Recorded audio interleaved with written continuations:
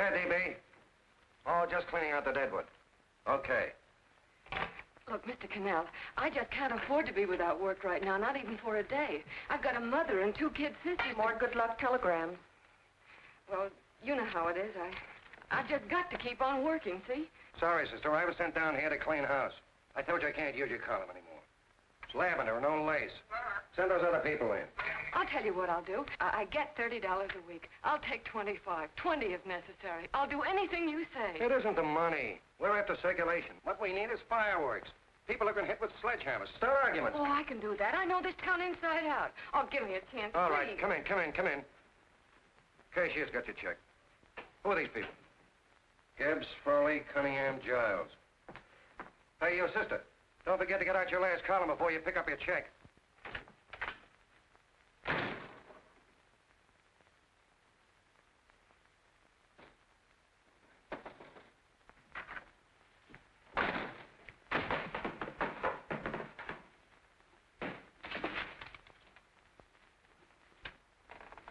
You're a couple of sticks shy in your column, man. Big rich slob like D.B. Norton buys the paper and 40 heads are chopped off. Did you get it, too? Yeah. You too? Oh, Joe. Oh, I'm sorry, darling. Why don't we tear the building down? Before you do, Ann, perhaps you'd better finish this column. Yeah, lavender and old lace. Wait, Joe. Wait. Wants fireworks, huh? Okay.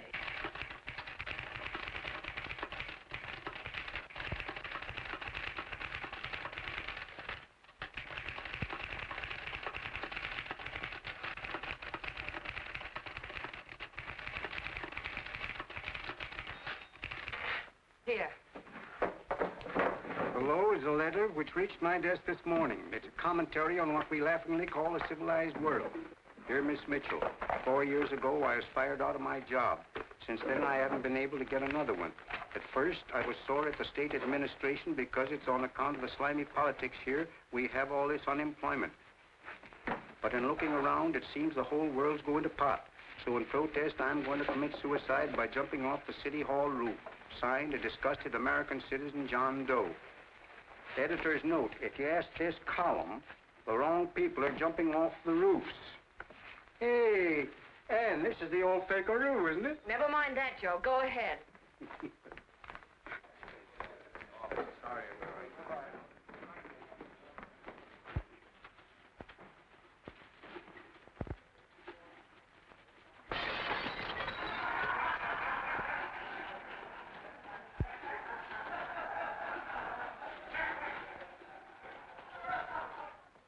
And it's because of the slimy politics that we have all this unemployment here. There it is. That's D.B. Norton's opening attack on the governor. Why, Jim, it's just a letter sent into a column. No, I can smell it. That's Norton. Good morning, gentlemen. Good morning, Governor. Morning, Governor. You're rather early.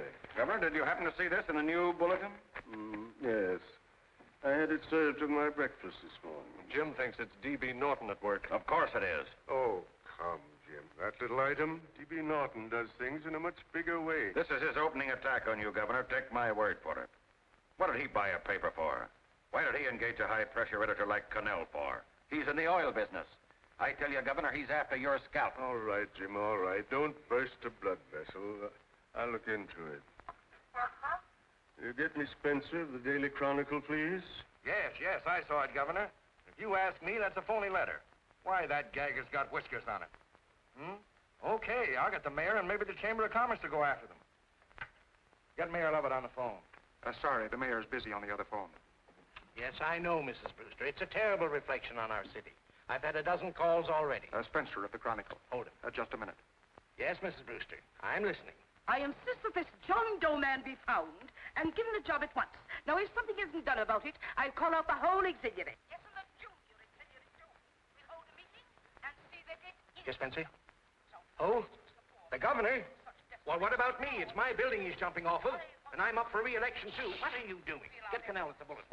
Why, he's liable to go right past my window. Get me Connell. What was that? What? Out the window. Something just flew by. I didn't see anything. Well, don't stand there, you idiot. Go and look. Open the window. Oh, why did he have to pick on my building? Is there a crowd in the street? No, sir. Then maybe he's caught on a ledge. Look again. I think it must have been a seagull. A seagull? What's a seagull doing around the city hall? That's a bad omen, isn't it? Oh, no, sir. The seagull is a lovely bird. It's all right, Mrs. Brewster. It was just a seagull. Connell? Nothing's happened yet. No, I'm watching. Don't worry, Mrs. Brewster. Just leave it all to me. Spencer, I'll call you back. Hello, Connell? What are you doing? This is the mayor. Yes, Mayor, love it. How many times are you going to call me? I've got everybody and his brother and sister out looking for him. Did you see the box I'm running? An appeal to John Doe. Think it over, John. Life can be beautiful, says Mayor. If you need a job, apply to the editor of this paper, and so forth and so forth. Okay, Mayor, I'll let you know as soon as I have something. What? Well, pull down the blinds.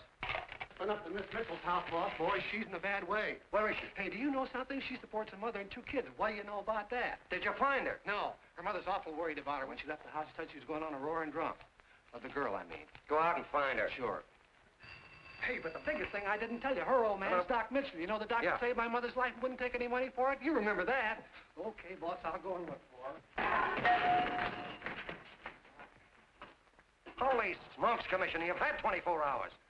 Okay, Hawkshaw, grab a pencil. Here it is again.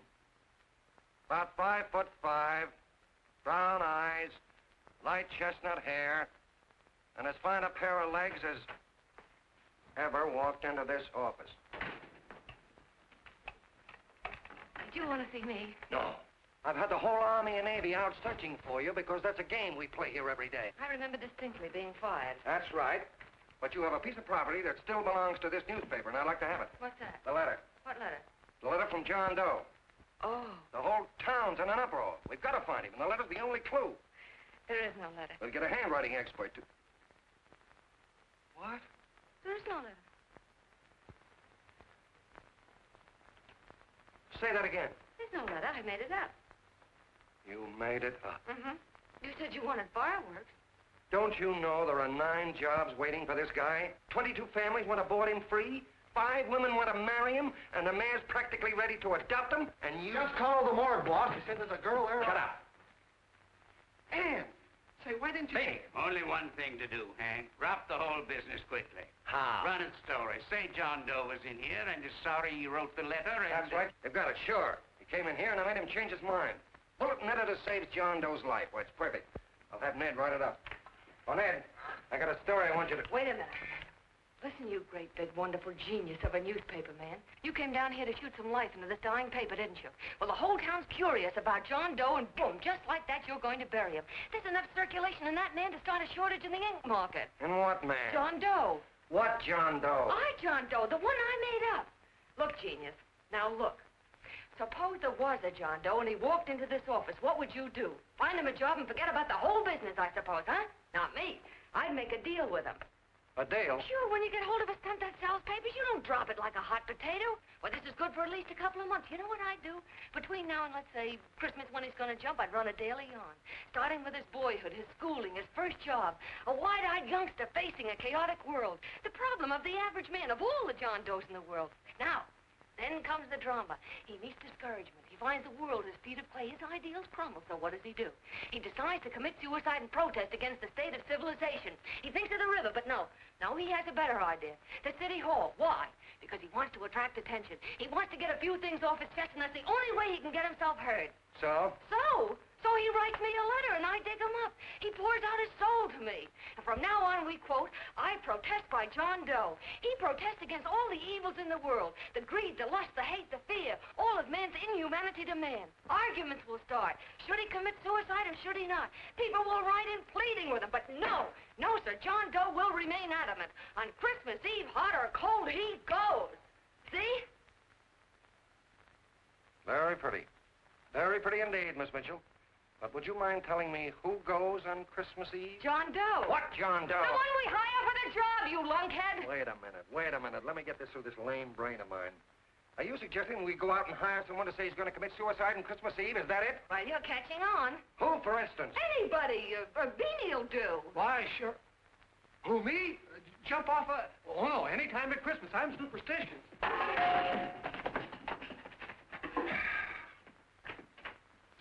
Miss Bishop, do me a favor. Will you go on out and get married and have a lot of babies, but Stay out of newspaper business. Better get that story in, Hank. It's getting late. You're supposed to be a smart guy. If it was raining $100 bills, you'd be out looking for a dime you lost someplace. Holy smokes, wasting my time listening to this mad woman. Look, Chief, look at the Chronicle. It's running on John Doe. They say it's a fake. Why, the no good to... John Doe story, amateur journalism. It's palpably phony. It's a wonder anyone is taking it serious. What do you think of those guys? That's fine. That's fine. Now fall right into their laps. Go ahead. Say John Doe walked in and called the whole thing off. You know what that's going to sound like on top of this. That's all, Ned. Thank you. All right. Amateur journalism, huh?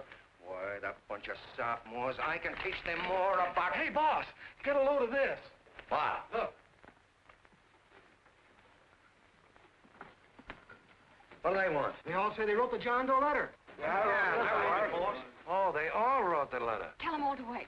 Look, Mr. Connell, one of those men is your John Doe. They're desperate and will do anything for a cup of coffee. Pick one out and you can make the Chronicle eat their words. I'm beginning to like this. If you ask me, Hank, you're playing around with dynamite. No. The gal's right. We can't let the Chronicle get the laugh on us. We've got to produce a John Doe now. Amateur journalism, huh? I'll show those guys. Sure, and there's no reason for them to find out the truth either, because naturally I won't say anything. Okay, sister, you get your job back. Plus a bonus. What bonus? Or the bonus of $1,000 the Chronicle was going to pay me for this little document. You'll find it says, I, Ann Mitchell, hereby certify that the John Doe letter was created by me. I can read. Sorry. You think this is worth $1,000, do you? Oh, the Chronicle would consider it dirt cheap.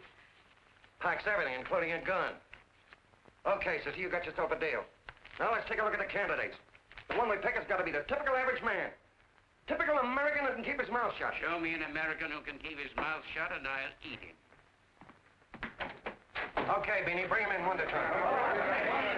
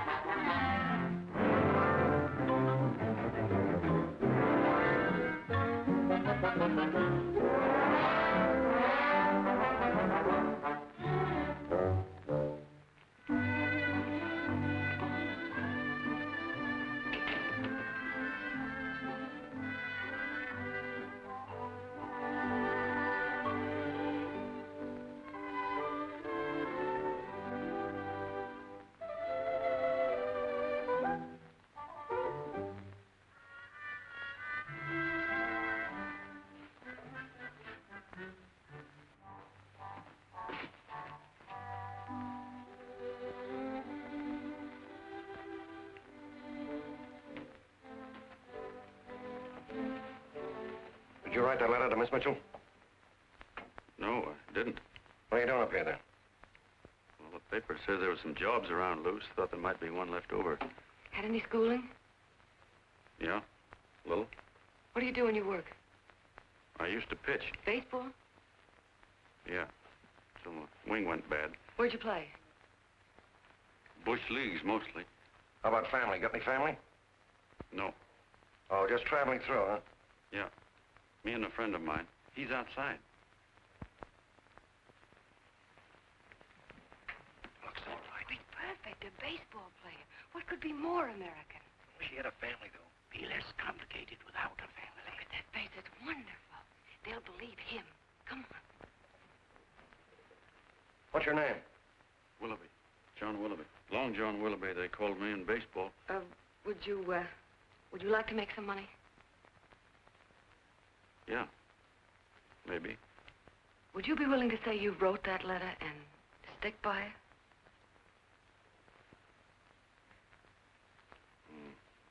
I get the idea. Yeah. Maybe. That's our man. He's made to order. I don't know. He don't seem like the kind of a guy that'd fall in line. When you're desperate for money, you do a lot of things, Mr. Connell. He's our man, I tell you. He fainted. Come on, Get the water, quickly. Hurry up, Pop. Oh, Right here, sit down. Huh? you all right? Yeah, I'm all right.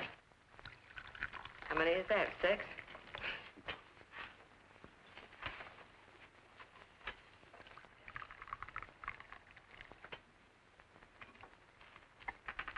Pretty hungry, weren't you? this John Doe business is batty, if you ask me. Well, nobody asked you. Trying to improve the world by jumping off buildings. You couldn't improve the world if the buildings jumped on you. Don't mind the colonel. He hates people. He likes you well enough to stick around. Well, that's because we both play doohickeys. I met him in a boxcar a couple of years ago. I was fooling around with my harmonica, and he comes over and joins in. I haven't been able to shake him since.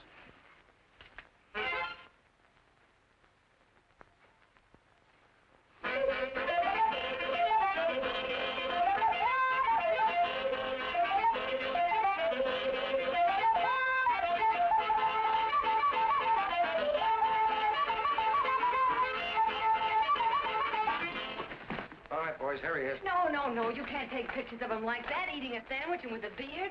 But he's going to jump off a building. Yes, but not because he's out of a job. That's not news. This man's going to jump as a matter of principle. Well, maybe you're right. We'll clean him up and put him in a hotel room under bodyguards. We'll make a mystery out of him. Did you speak to Mr. Norton? Thinks it's terrific. Says for us to go the limit. Wants us to build a bonfire under every big shot in the state. Oh, swell. Is that the contract? Yeah. What's he doing here? Friend of his. They play duets together. Duets? But can we trust him? Oh. I trust him. Oh, you trusted me. Well, that's fine. I suppose he trusts you, too. Oh, stop worrying. He's all right. Okay, but we don't want more than a couple of hundred people in on this thing. Now, the first thing I want is an exact copy of the John Doe letter in your own handwriting. Got it already. Here. No, that's fine. Now, I want you to sign this agreement. It gives us an exclusive story under your name, day by day, from now until Christmas. On December 26th, you get one railroad ticket out of town. And the bulletin agrees to pay to have your lawn fixed. That's what you want, isn't it? Yeah, but it's got to be by Bonesetter Brown. Okay, Bonesetter Brown goes. Here, sign it. Meanwhile, here's $50 spending money. That's fine. Beanie? Yes, boss. Take charge of him. Get him a suite at the Imperial and hire some bodyguards. He had some new clothes, Beanie. You think we better have him to Laos? Yeah. Both of them? Yes, both of them, but don't let them out of your sight. Hey, Beanie, gray suit, huh? Yes. Okay, fellas.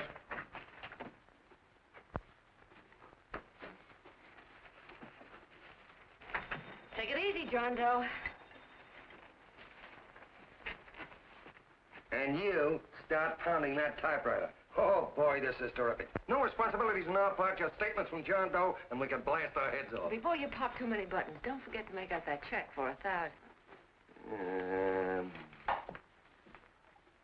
Okay, fellas, now, let me see. You sit outside the door. Nobody comes in, see? You two fellas sit in here. Hey, pretty nifty, huh? You ain't gonna get me to stay here. Sure you are. No, sir. That spot under the bridge where we slept last night's good enough for me. Say, what'll I do with this baggage? Let's stick him in the bedroom. Give me mine. I ain't staying. You know, we were headed for the Columbia River country before all this John Doe business came up. You remember that, don't you? Sure, I remember. Say, your ears popped coming up in the elevator. Mine did. All along, John. I tell you, it's no good. You're gonna get used to a lot of stuff that's gonna wreck you. Why, that $50 in your pocket's beginning to show up on you already. And don't pull that on me, neither. Stop worrying, Colonel. I'm going to get my arm fixed out of this. Hey, here's some cigars the boss sent us. Have one. Hey, Help cigars. yourself. No.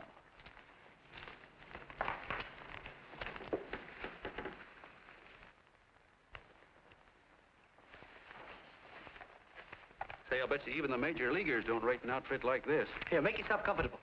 Paper? I don't read no papers, and I don't listen to radios either. I know the world's been shaped by a drunken barber, and I don't have to read it.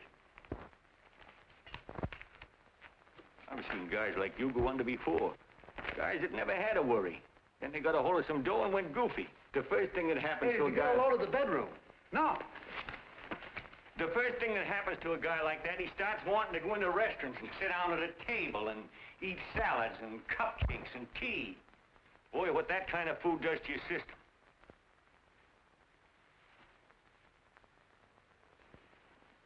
The next thing the dope wants is a room. Yes, sir, a room with steam heat, and curtains and rugs, and before you know it, he's all softened up and he can't sleep unless he has a bed.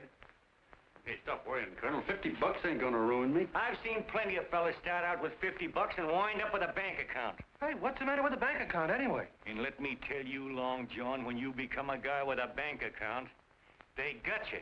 Yes, sir, they got you. Who's got him? The helots. Who? Hey, here's the City Hall tower I was supposed to jump off of. It's even higher than this. Who's got him? The helots. Woo! Hey, wait a minute! You're not supposed to jump on Christmas Eve. Do you want to get me in a jam? If it's going to get you in the jam, I'll do you a favor. I won't jump. And when they got you, you got no more chance than a road rabbit. Hey, who'd you say was going to get him? Hey, is this one of those places where you ring if you want something? Yeah, just use the phone. Boy, I've always wanted to do this. Hey, Doc, look. Look, Doc. Give me that again, will you? Who's gonna get him? The helots. Who are they?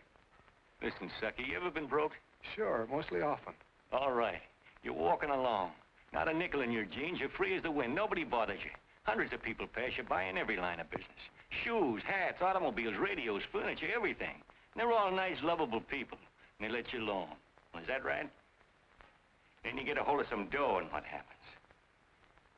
All those nice, sweet, lovable people become helots. A lot of heels. They begin creeping up on you, trying to sell you something. They get long claws, and they get a stranglehold on you. And you squirm, and you duck, and you holler, and you try to push them away, but you haven't got a chance. They got you. First thing you know, you own things. The car, for instance. Now your whole life is messed up with a lot more stuff. You get license fees, and number plates, and gas, and oil, and taxes, and insurance, and identification cards, and letters, and bills, and flat tires, and dents, and traffic tickets, and motorcycle cops, and courtrooms, and lawyers, and fines, and 1,000,001 other things. And what happens? You're not the free and happy guy you used to be. You gotta have money to pay for all those things. So you go after what the other fellas got. And there you are. You're a helot yourself.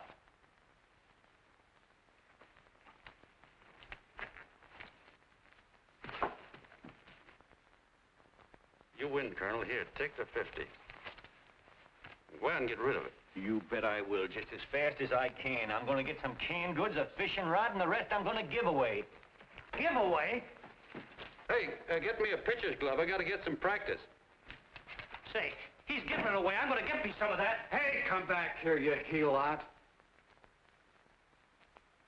Will you send up 5 hamburgers with all the trimmings, 5 chocolate ice cream sodas, and 5 pieces of apple pie? No, apple with cheese. Yeah, thanks.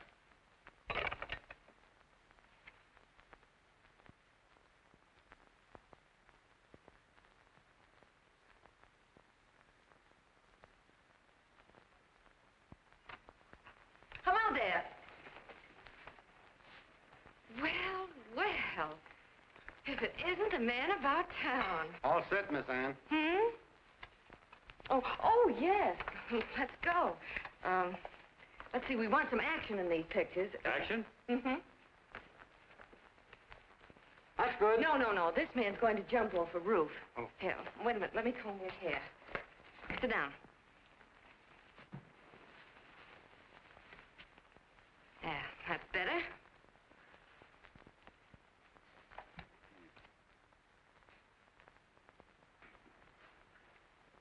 You know, he's got a nice face, hasn't he? Yeah, he's pretty.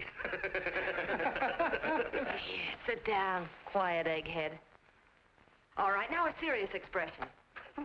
Can't. I'm feeling too good. Oh, come on now, this is serious. You're a man disgusted with all of civilization. With all of it? Yes, you're sore at the world. Come on now. Oh, crabby guy, huh? Yeah. No.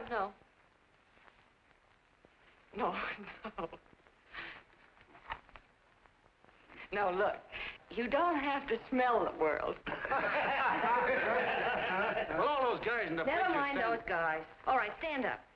Now, let's see what you look like when you protest. Against what? Against anything, just protest. You got me. Oh, look, I'm the umpire, and you just cut the heart of the plate with your fast one, and I called it a ball. What would you do? Oh, you did, huh? Yeah. Why can't you call him right, you boneheaded...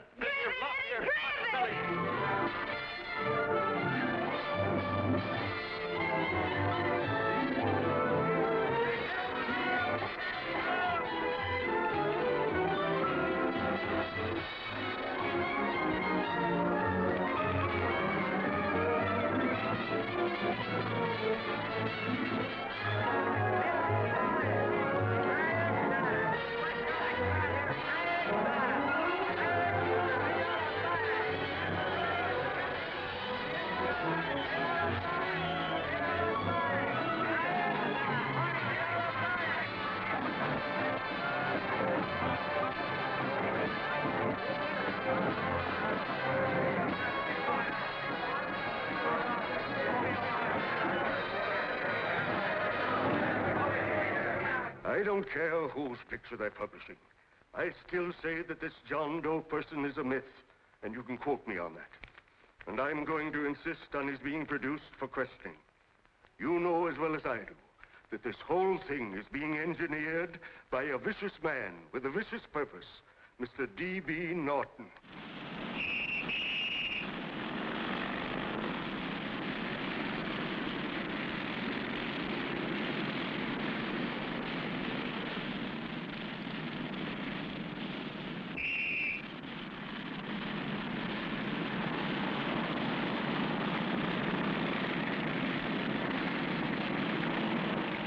Connell and Miss Mitchell are at the house, sir. Oh, they are? All right. Come on. Personally, I think it's just plain stupidity to drop it. Now, you should see a fan mail, thousands. Why, it's going over like a house afire. What are you afraid of, Connell? It's doubled our circulation. Yeah, but it's got everybody sore. Ads are being pulled. The governor's starting a libel suit. What's more, they all know John Doe's a phony, and they insist on seeing What him. about it? Let them see him. We'll go on one better. They can also hear him. You own a radio station, Mr. Norton. Why not put him on the air? Watch out for this dame DB. She'll drive you batty. Oh, Look, what? we can't let him get to this Bush League pitcher and start pumping him. Good night. Now, tell him what that screwball might do. I walked in yesterday. Here he is, standing on a table with a fishing pole. Fly casting. Take my advice and get him out of town before this thing explodes in our faces. If you do, Mr. Norton, you're just as much of a dumb cluck as he is. Excuse me. No, you got yourself a meal ticket and you hate to Sure, let it's go. a meal ticket for me, I admit it, but it's also a windfall for somebody like Mr. Norton who's trying to crash national politics. That's what you bought the newspaper for, isn't it? You want to reach a lot of people, don't you? Well, put John Doe in the air and you can reach 130 million of them. He can say anything he wants and they'll listen to him. All right, we'll forget the governor and the mayor and all the small fry like that. This can arouse national interest. If he made a hit around here, he can do it every place else in the country. And you'll be pulling the strings, Mr. Norton. Go down to the office and arrange for some radio time. But, DB, you're not I going want to it fall... as soon as possible. Okay. I just came in to get warm myself. Come on, let's go. Don't you go. I want to talk to you.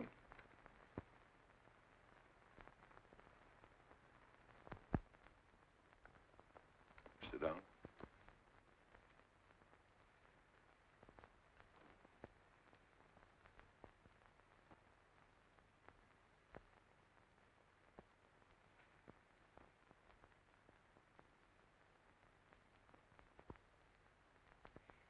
This John Doe idea was yours, huh?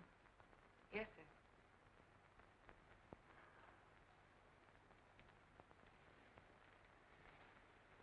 How much money do you get? $30. $30. Well, what are you after? I mean, what do you want? A journalistic career? Money. Money? Well, I'm glad to hear somebody admit it.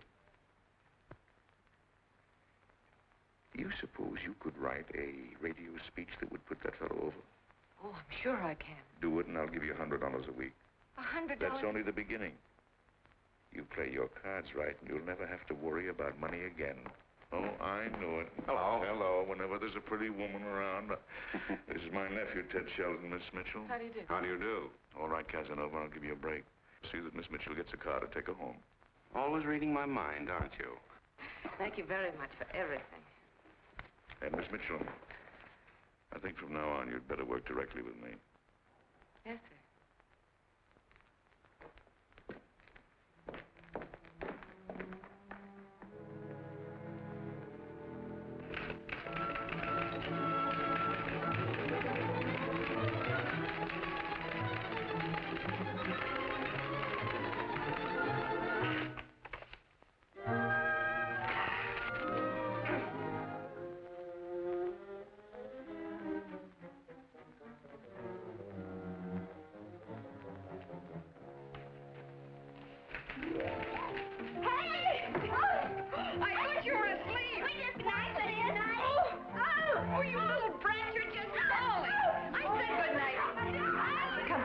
Children, it's past your bedtime. Come on. Now, scooch off there. Pour through me. I'm done. I'll never get this speech right. Oh, yes, you will, Ann, dear. You're very clever. Yeah, I know. What are you looking for? Your purse, I need $10. What for? I gave you 50 just the other day. Yes, I know, dear, but Mrs. Burke had her baby yesterday. 9 pounds. And there wasn't a thing in the house. And then the community chest lady came. And the 50's all gone, huh? Who's the 10 for? The Websters. The Websters. You remember those lovely people your father used to take care of. I thought I'd buy them some groceries. Oh, Anne, dear, it's a shame those... You're marvelous, Ma. You're just like Father used to be. Do you realize a couple of weeks ago we didn't have enough to eat ourselves? Well, yes, I know, dear, but these people are in such need. And we have plenty now. If you're thinking of that $1,000, forget it. It's practically all gone. We owed everybody in town. Now, you just got to stop giving all your money away. Oh, Anne, dear. Oh, I'm sorry, Ma. Oh, don't pay any attention to me. I guess I'm just upset about all this. Gee whiz, here I am with a great opportunity to get somewhere, to give us security for once in our lives, and I'm stuck. If I could put this over, your Mrs. Burke can have 6 babies. You mean this speech you're writing? Yeah, I don't know. I simply can't get it to gel. I created somebody who's going to give up his life for a principle. Hundreds of thousands of people are going to listen to him over the radio. And unless he says something that's sensational, it's just no good. Well, honey, of course, I don't know what kind of a speech you're trying to write, but judging from the samples I've read, I don't think anybody will listen. What? Darling, there's so many complaining political speeches. People are tired of hearing nothing but doom and despair on the radio. If you're going to have him say anything, why don't you let him say something simple and real, something with hope in it? If your father were alive, he'd know what to say. Oh, yeah. Father certainly would. Wait a minute.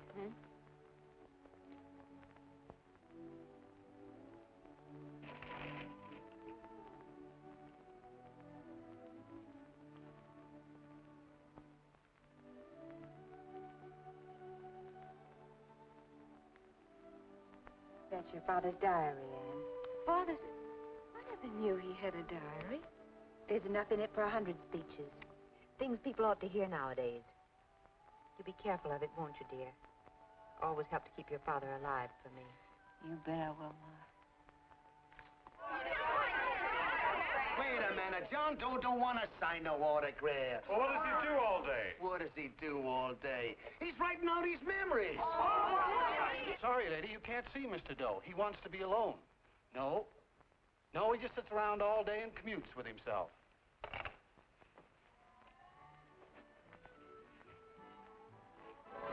Oh!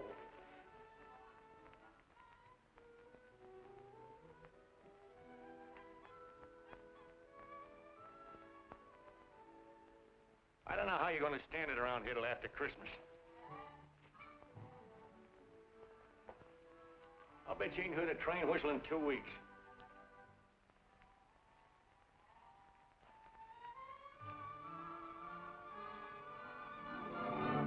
Steve, right!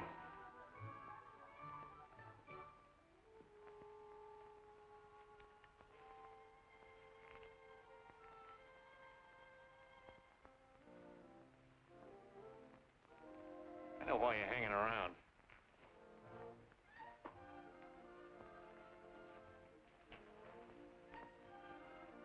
You're stuck on the girl. That's all a guy needs is to get hooked up with a woman.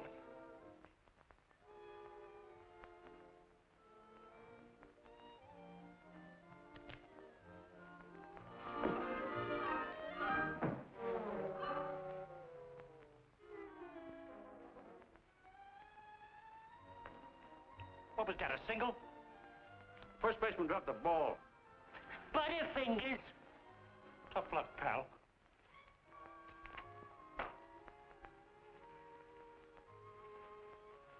Guy has a woman on his hands. First thing he knows, his life is balled up with a lot more things. Furniture.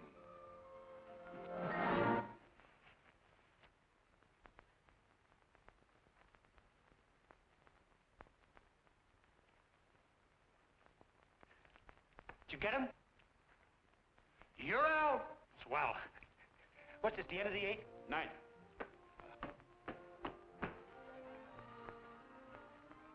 Hey, Beanie, there's a couple of mugs in the Chronicle snooping around out here. Ah! Come on, Angel Face. Gangway. What's the score, Angel Face? 3-2, our favor. Gee, that's great.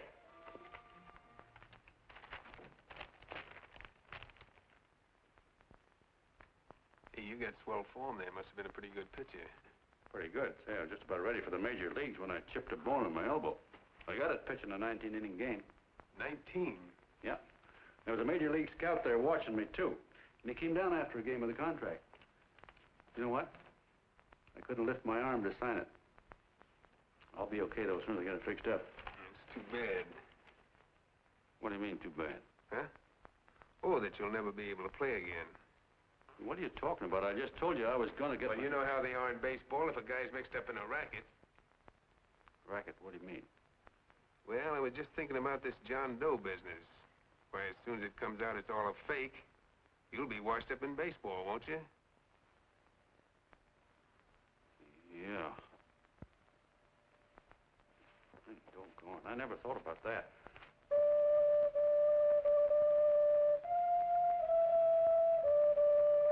Gosh. And another thing, what about all the kids in the country? The kids that idolize ball players. What are they going to think about you? Yeah. Hey, Colonel. Did you hear that? I got to figure some way out of this thing. Elevators are still running. I know one way you can do it. How? Well, when you get up there on the radio, all you have to do is to say the whole thing's a frame-up. Make you a hero sure as you're born. Yeah, but how am I going to get my arm fixed? Well, that's a cinch. I know somebody who'll give you $5,000 just to get up on the radio and tell the truth. $5,000? Yeah, $5,000, and he gets it right away. You don't have to wait till Christmas. Look out, Long John. They're closing in on you. Say, who's putting up this dough? Fellow runs the Chronicle. Here's the speech you make, and it's all written out for you. $5,000. Holy mackerel, I can see the helots coming, the whole army of them. It's on the level.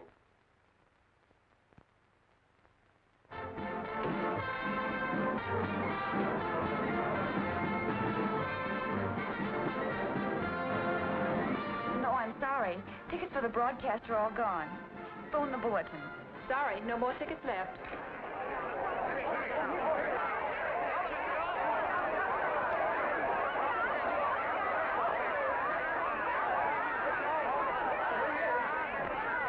Oh, John, all set for the big night? Well. Turn around.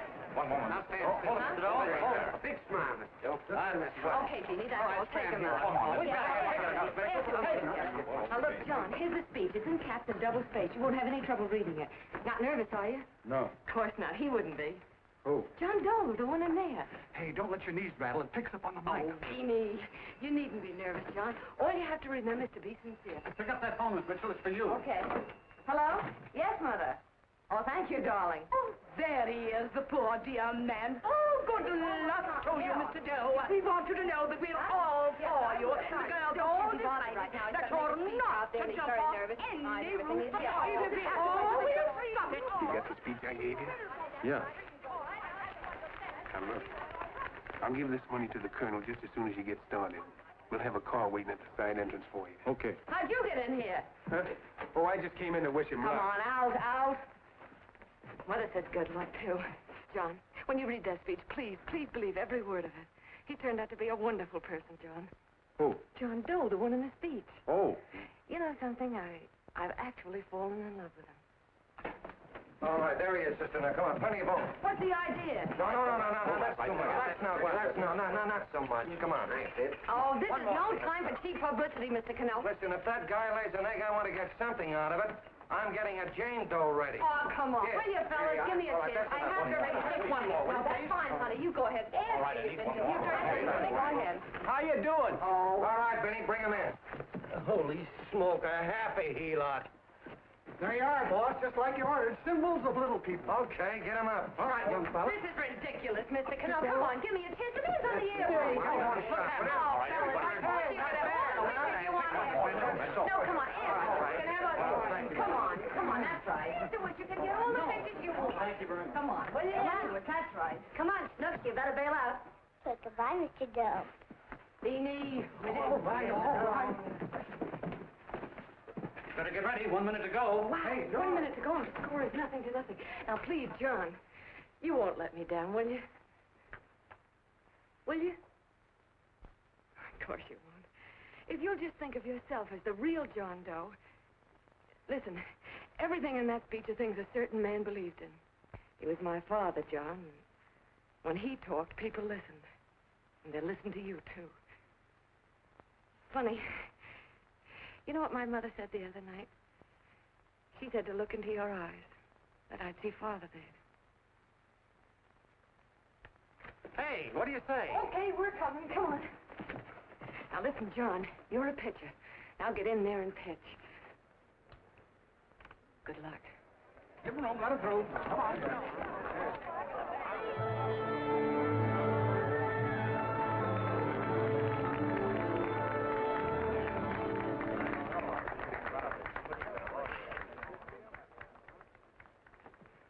Hey, let's get out of here. There's the door right there. Hey, what are you doing here? That's what I'd like to know. Come on, now. Hey, he's a friend of mine. Never mind, let him alone. He's all right.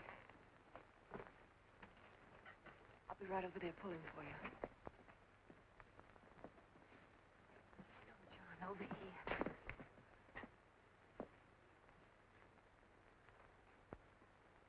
Stand by.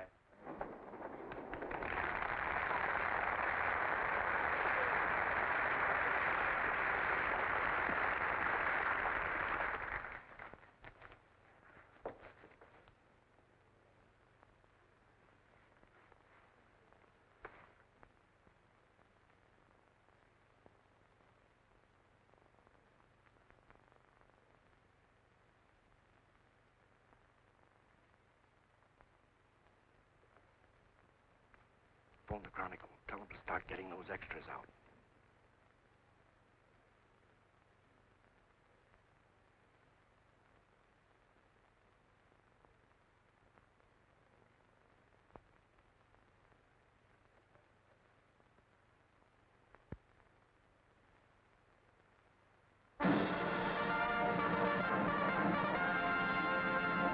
And good evening, ladies and gentlemen. This is Kenneth Fry speaking for the New Bulletin. Tonight we give you something entirely new and different. Standing beside me is the young man who has declared publicly that on Christmas Eve he intends to commit suicide, giving as his reason, quote, "I protest against the state of civilization," end quote. Ladies and gentlemen, the New Bulletin takes pleasure in presenting the man who is fast becoming the most talked of person in the whole country, John Doe.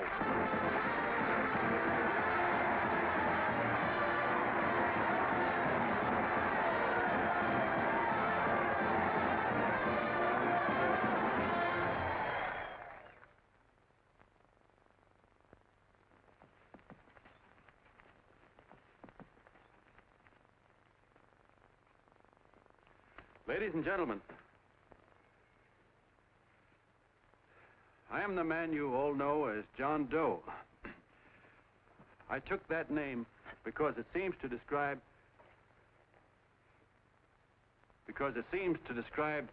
the average man. And that's me. And that's me. Well, it was me before I said I was going to jump off the city hall roof at midnight on Christmas Eve.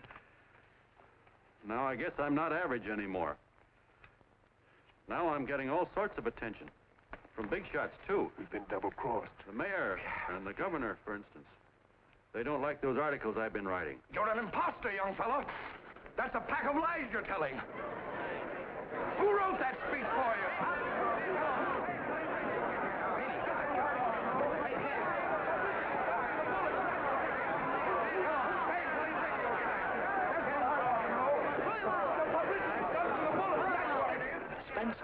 Ladies and gentlemen, the disturbance you just heard was caused by someone in the audience who tried to heckle Mr. Doe. The speech will continue.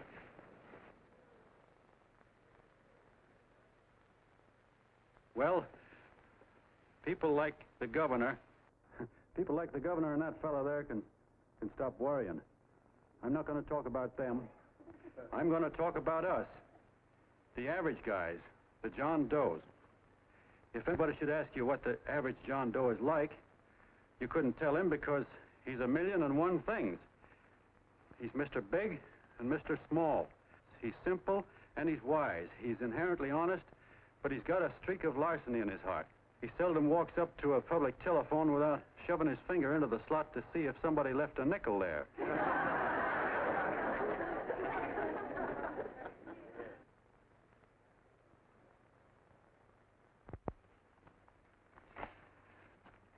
He's the man the ads are written for. He's the feller everybody sells things to.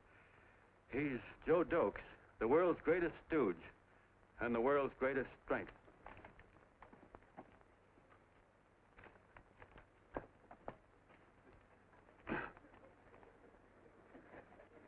Yes, sir. Yes, sir, we're a great family, the John Does. We are the meek who are supposed to inherit the earth. You'll find us everywhere. We raise the crops, we dig the mines, work the factories, keep the books, fly the planes, and drive the buses. And when a cop yells, "Stand back there, you," he means us, the John Does. Well, what kind of a speech is that? Didn't you read it? We've existed since time began. We built the pyramids. We saw Christ crucified, pulled the oars for Roman emperors, sailed the boats for Columbus, retreated from Moscow with Napoleon, and froze with Washington at Valley Forge. Yes, sir. We've been in there dodging left hooks since before history began to walk. In our struggle for freedom, the canvas many a time, but we always bounce back because we're the people, and we're tough.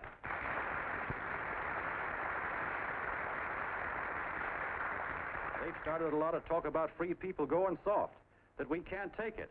That's a lot of hooey.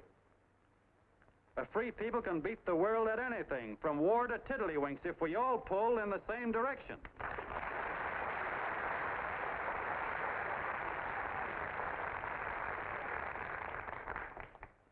I know a lot of you are saying, "What can I do?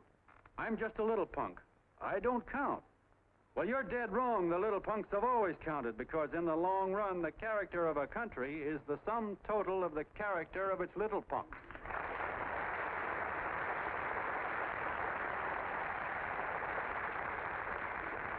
But we've all got to get in there and pitch. We can't win the old ball game unless we have teamwork. And that's where every John Doe comes in. It's up to him to get together with his teammate. And your teammate, my friends, is the guy next door to you. Your neighbor. He's a terribly important guy, that guy next door. You're going to need him, and he's going to need you, so look him up. If he's sick, call on him. If he's hungry, feed him. If he's out of a job, find him one. To most of you, your neighbor is a stranger, a guy with a barking dog and a high fence around him. Now, you can't be a stranger to any guy that's on your own team. So tear down the fence that separates you. Tear down the fence, and you tear down a lot of hates and prejudices. Tear down all the fences in the country, and you really have teamwork.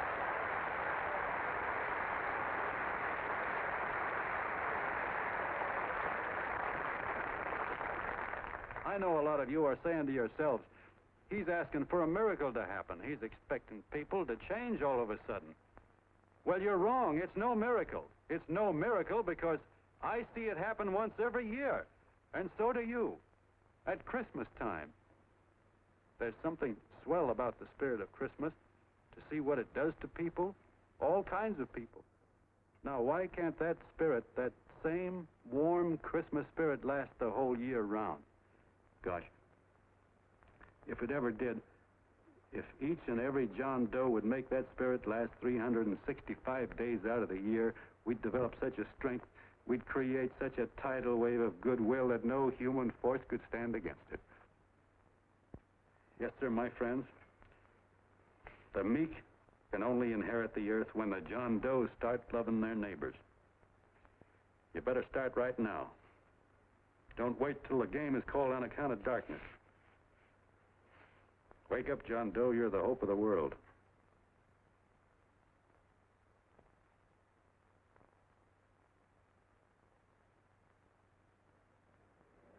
John, you look wonderful.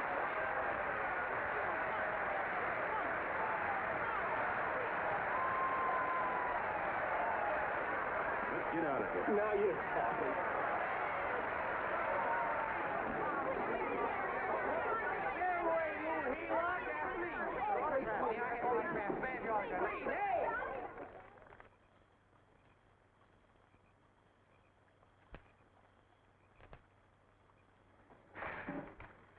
knew you'd wake up sooner or later. Boy, am I glad we got out of that mess. I had the 5,000 bucks sewed up. Could have been on my way to old Doc Brown. You're a pitcher, John, she says. Now, go in there and pitch.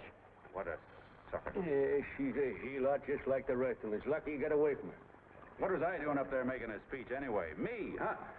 Geez, the more I think about it, the more I could... Tear down all the fences. Why, if you tore one picket off of your neighbor's fence, he'd sue you. 5,000 bucks, had it right in my hand. What do you mean he ran away? We'll go after him, find him. That man is terrific.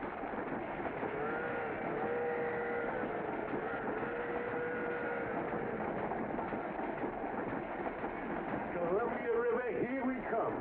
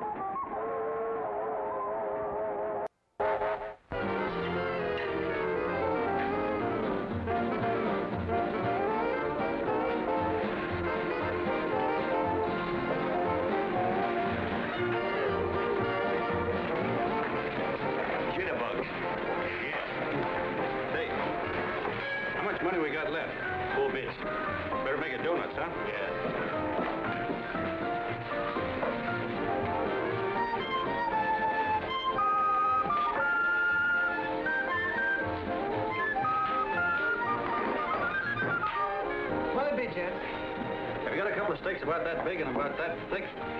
Yeah, with hashed brown potatoes and tomatoes and apple pie and ice cream and coffee. And donuts, I know. Hey, Ma! Sinkers! A pair. Sinkers, a pair, coming up. Glad he took the tea out of that.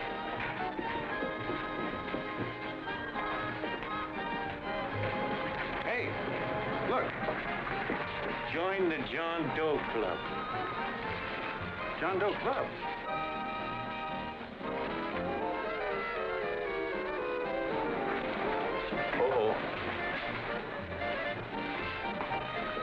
John Doe. Who? John Doe. Ah, you need glasses, buddy. Oh, but it's a spitting image of John Doe. Yeah, but his name is Willoughby. I'm John Willoughby. I'm a baseball player. Sure. Oh, no, I know that voice anyway. You can't kid me. You're John Doe. Hey, Ma! Ma! That's John Doe. John Doe. Yeah, sitting right there, big as life. Who'd you say it was? John Doe, the big guy there. What do you know? Pictures in the paper. That's John Guy. John Doe. John Doe.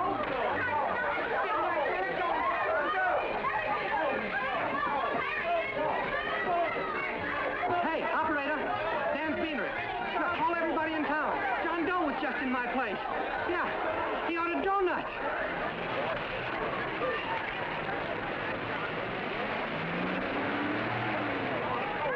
John Doe. Hey, have a seat, John Doe. Come on. I know you are.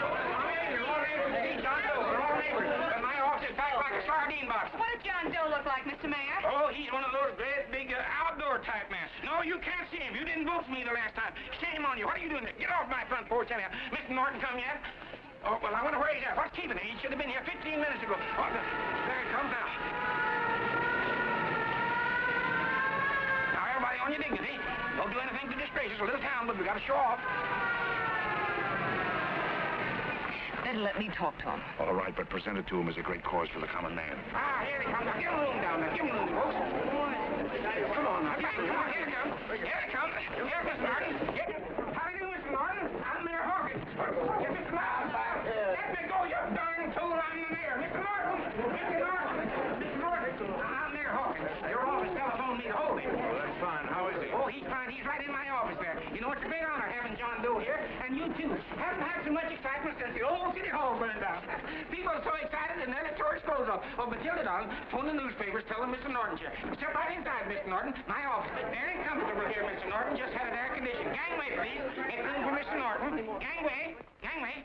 Here he is, Mr. Norton. Well taken care of. The neighbors are serving him a light lunch. Hello, John. Mr. Mayor, if you don't mind, we'd like to talk to him alone. Why, certainly, certainly. All right, everybody. Clear out. No, but you Everybody, quickly now. Come on. Come on. Come on. That's it. All right. Don't argue with me here. Wait till we get home. Don't you push me around like that. Even though I'm your wife, you can't push me around. Look, Mr. Norton, I think you got a lot of nerve having those people hold us here. There's nobody holding you here, Mr. Doe. It's only natural that There's nobody holding us here. Let's get going. Incidentally, my name isn't Doe. It's Willoughby. Look, John, something terribly important's happened. They're forming John Doe clubs. We know of 8 already, and they say that there's... John Doe clubs? What for? To carry out the principles you talked about in your radio speech. I don't care what they're forming. I'm on my way, and I don't like the idea of being stopped either. Oh, but you don't know how big this thing is. You should see the thousands of telegrams we've received and what they're saying about you. Look, it started as a circulation stunt, didn't it? Well, you got your circulation. Now, why don't you let me alone? Oh, it started as a circulation stunt, but it isn't anymore. Mr. Norton wants to get back of it and sponsor John Doe clubs all over the country. He wants to send you on a lecture tour. Me? Uh-huh. Oh, certainly. With your ability to influence people, it might grow into a glorious movement. Say, let's get something straight here. I don't want any part of this thing. If you got an idea I'm going around lecturing the people, why, you're crazy. Baseball's my racket, and I'm sticking to it. Come on, Colonel, let's get out of here. John, Please. I just got rid of one crowd. Oh, but please, Mr. Mayor, tell him the John Doe Club wants to talk to him. Let them in, Mr. Mayor. Let them come in. Okay, folks, but remember your manners. No stampeding. Walk slow, like you do when you come to pay your taxes.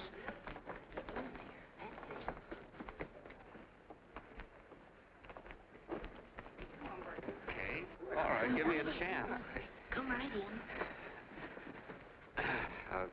My name's Bert Hanson, Mr. Doe. I'm the head soda jerker at Schwabacker's drugstore. Well, sir, you see, me and my wife, we heard your broadcast, and we got quite a bang out of it. Especially my wife. Kept me up half the night saying, that man's right, honey. The trouble with the world is nobody gives a hoot about his neighbor. That's why everybody in town's sore and cranky at each other.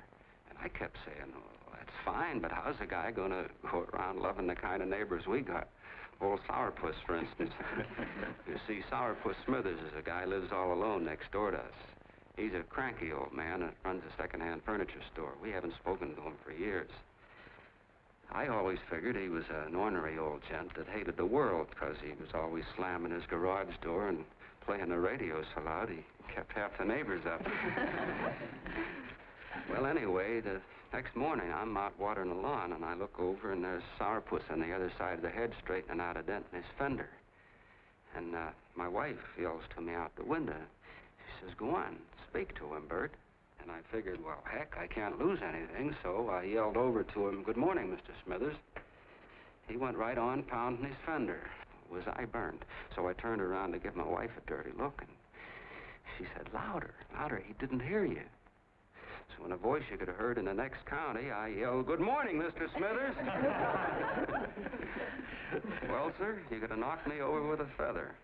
Old Sourpuss turned around surprised-like, and he put on a big smile, came over and took my hand like an old lodge brother, and he said, good morning, Hanson. I've been wanting to talk to you for years, only I thought you didn't like me. And then he started chatting away like a happy little kid, and he got so excited his eyes all... Well, Mr. Doe, before we got through, I found out Smithers is a swell egg, only he's pretty deaf, and that accounts for all the noises. And he says it's a shame how little we know about our neighbors. And then he got an idea, and he said, how's about inviting everybody someplace where we can all get together and know each other a little better? Well, I'm feeling so good by this time, I'm ripe for anything. So Smithers goes around the neighborhood inviting everybody to a meeting at the schoolhouse, and I tell everybody that comes in the store, including Mr. Schwabacker, my boss. I'm talking too much. Well, I'll be doggone if over 40 people don't show up. Of course, none of us knew what to do, but we sure got a kick out of seeing how glad everybody was just to say hello to one another. Tell him about making Sourpuss chairman. Oh, yeah, we made Sourpuss chairman and decided to call ourselves the John Doe Club. And say, incidentally, this is my wife. Come here, honey. This is my wife, Mr. Doe. How do you do, Mr. Doe? Sourpuss is here, too. Oh, is he? This is Sourpuss, or excuse me, Mr. Smithers, Mr. Doe. That's all right. If you didn't call me Sourpuss, it wouldn't feel natural. Well, anyway, I guess nearly everybody in the neighborhood came except the Delaney's. The Delaney's live in a big house with an iron fence around it, and they always keep their blinds drawn. And we always figured that he was just an old miser that sat back counting his money, so why bother about inviting him? Until Grimes, the milkman, spoke up, and he said, say, you've got the Delaney's all wrong. And then he tells us about how they canceled their milk last week, and how when he found a note in the bottle, he got kind of curious-like, and he sort of peeked in under the blinds and found the house was empty. If you ask me, he says, they're starving. Old man Delaney has been bringing his furniture over to my place at night, one piece at a time, and selling it. Yeah. And, well, sir, a half dozen of us ran over there to fetch him, and we brought him to the meeting. And what a reception they got. Well, everybody shook hands with him and made a fuss over them, and, well, finally, Mr. and Mrs. Delaney just sat right down and cried. And then we started to find out about a lot of other people. Yeah, sure. Well, you know Grubel, for instance. Grubel's here. Yeah, that's a... You don't know Grubel, but he's the man that everybody figured was the worst no-account in the neighborhood because he was living like a hermit, and nobody would have anything to do with him. That isn't Little Murphy. The postman told us the truth. Why, Grubel, he says, he lives out of garbage cans because he won't take charity, because it'd ruin his self-respect, he says. Just like you said on the radio, Mr. Doe. Well, sir, about a dozen families got together and gave Grubel a job watering their lawns. Isn't that wonderful? And then we found jobs for 6 other people, and they've all gone off for leave. Yeah, and my boss, Mr. Schwabecker, made a job in his warehouse for old man Delaney. And he gave you that $5 raise. Yeah, that's swell. Why, Bert, I feel slighted. I'd like to join, but nobody asked me. I'm sorry, Mayor, but we voted that no politician could join. Just the John Does of the neighborhood, because you know how politicians are. Well, the reason we wanted to tell you this, Mr. Doe, was just to give you an idea of what you've started. And from where I'm sitting, I don't see any sense in you jumping off any building. No. Well, thank you for listening. Goodbye, Mr. Doe. You're a wonderful man. And it strikes me you can be mighty useful walking around for a while. Say goodbye, Mr. Doe. Goodbye, Mr. Doe.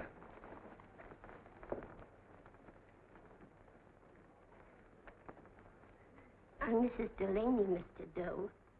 And God bless you, my boy.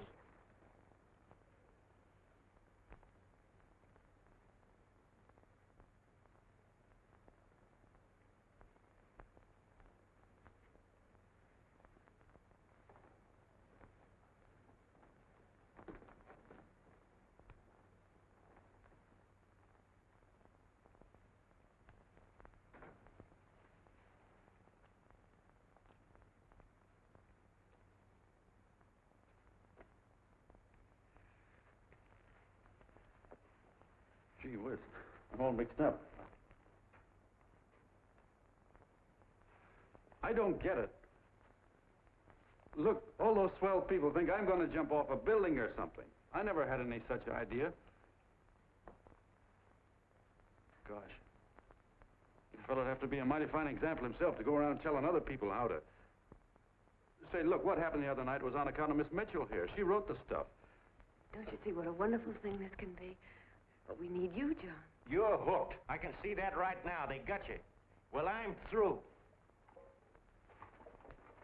For 3 years, I've been trying to get you up to the Columbia River country. First it was your glass arm, then it was the radio, and now it's the John Doe clubs. Well, I ain't waiting another minute. Gangway, you helots! Hey, Colonel, wait a minute.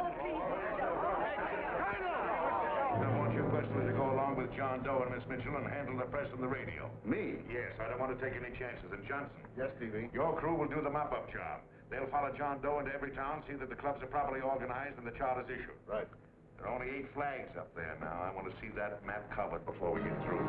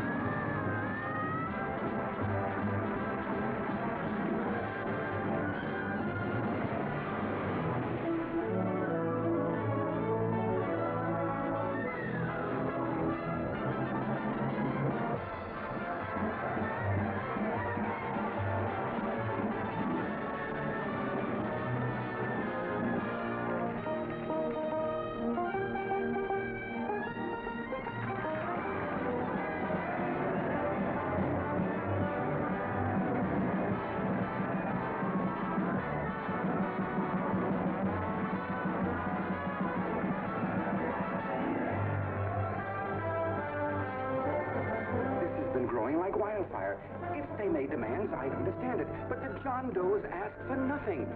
People are going off relief. If this keeps up, I'll be out of a job. As soon as it gets strong enough, we'll find out what John Doe wants. 30 every Thursday. 60 at 60. Who knows what? I'm sorry, boss. They just won't let anybody talk politics to them. It's crazy. We've got to get to them. They represent millions of voters.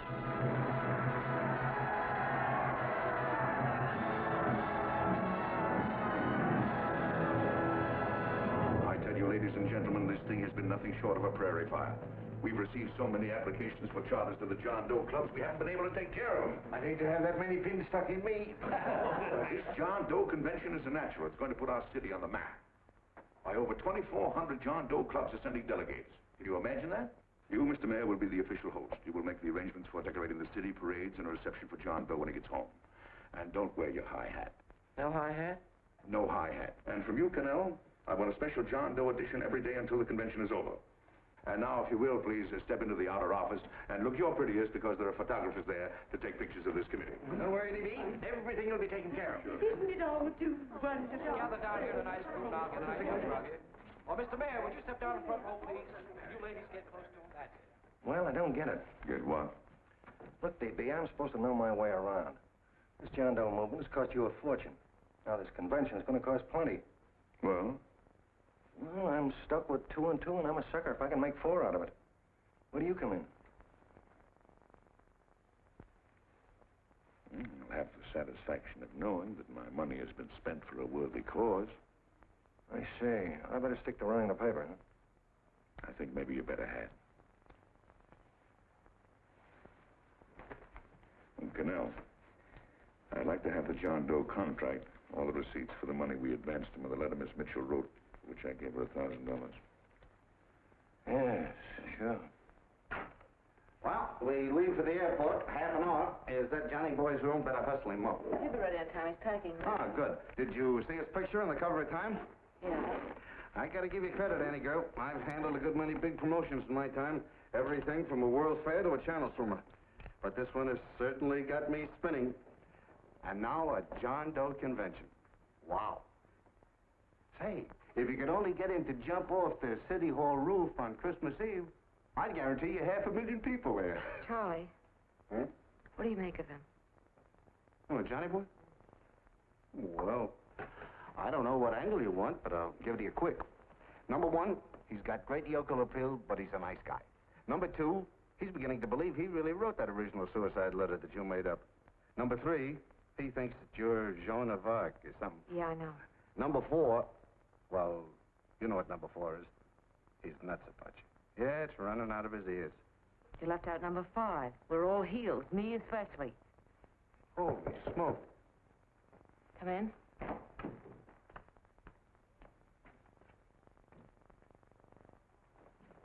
More pack. Good. I'll go and get Beanie Boy. Okay, Charlie boy.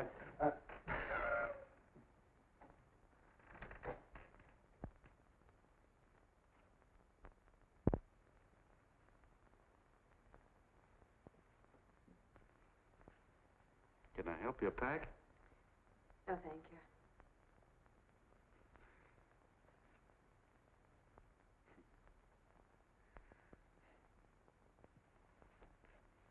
You care if I sit down out here? No.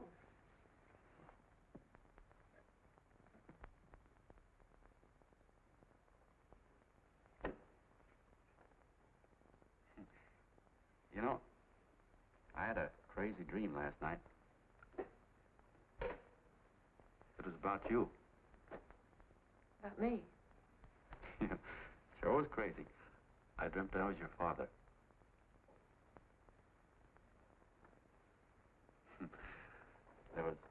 There was something I was trying to stop you from doing. So I got up out of bed, and I walked right through the wall here, right straight into your room. You know how dreams are. And there you were in bed. But you're a little girl, you know, about 10. And very pretty, too. So I shook you, and the moment you opened your eyes, you hopped out of bed and started running like the devil in your nightgown. You ran right out the window there, and you ran out over the tops of buildings and roofs and everything for miles. And I was chasing you.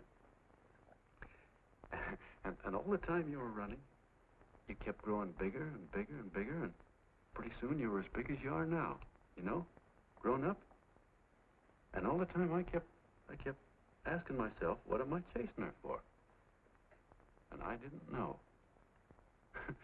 Isn't that a hot one? Well, anyway, you ran into some place, and then I ran in after you, and when I got there you were getting married.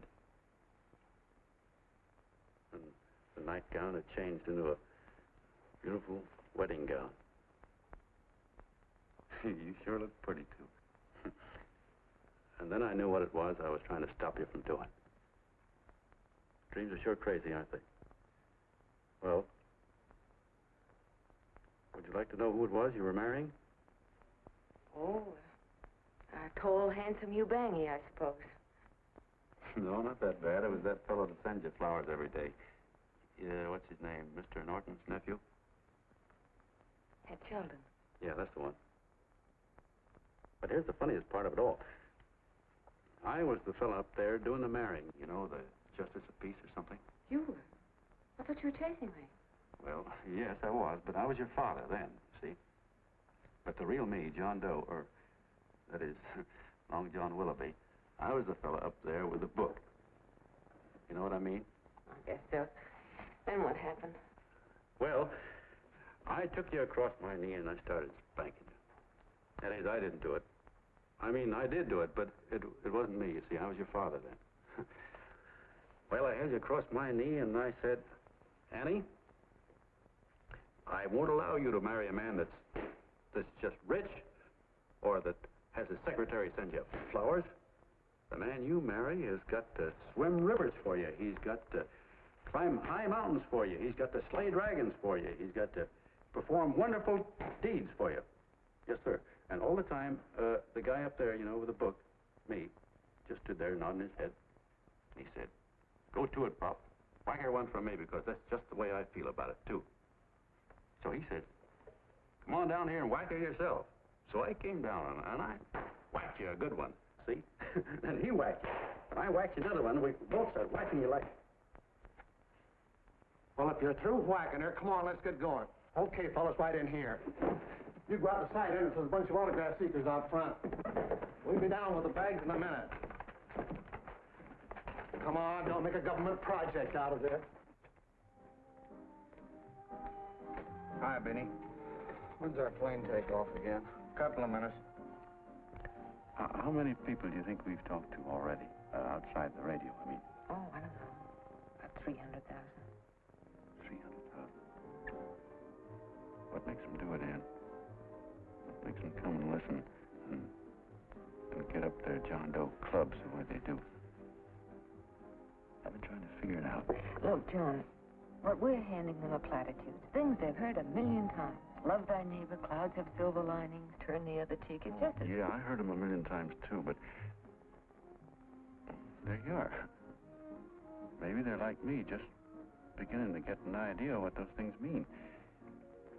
You know, I never thought much about people before. They were always just somebody to fill up the bleachers. The only time I worried about them is when they didn't come in to see me pitch.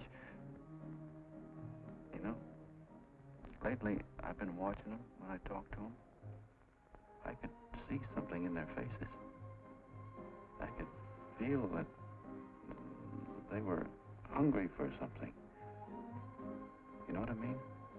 Maybe that's why they came. Maybe they're just lonely and wanted somebody to say hello to. I know how they feel. I've been lonely and hungry for something practically all my life.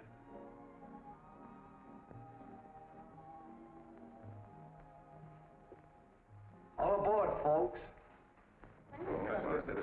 Yeah, that's true.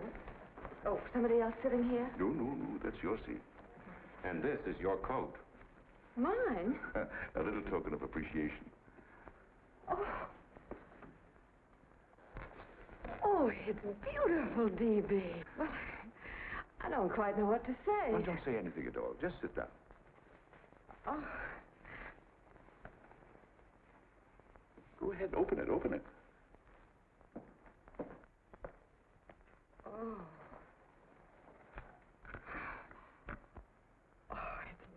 lovely. And a new contract goes with it. Well, come on, Springer. You've got something on your mind. Must be stupendous. You know, that's what I like about it. Right to the point. Like that. All right, Practical Annie. Here it is. Tomorrow night, before a crowd of 15,000 people and talking over a nationwide radio hookup, John Doe will announce the formation of a third party. A third party? Yes, the John Doe Party. Devoted entirely to the interests of all the John Does all over the country, which practically means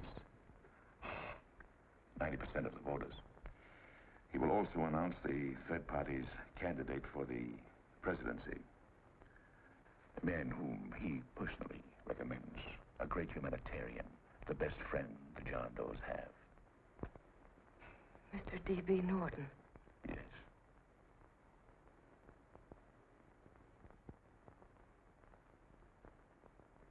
Wow.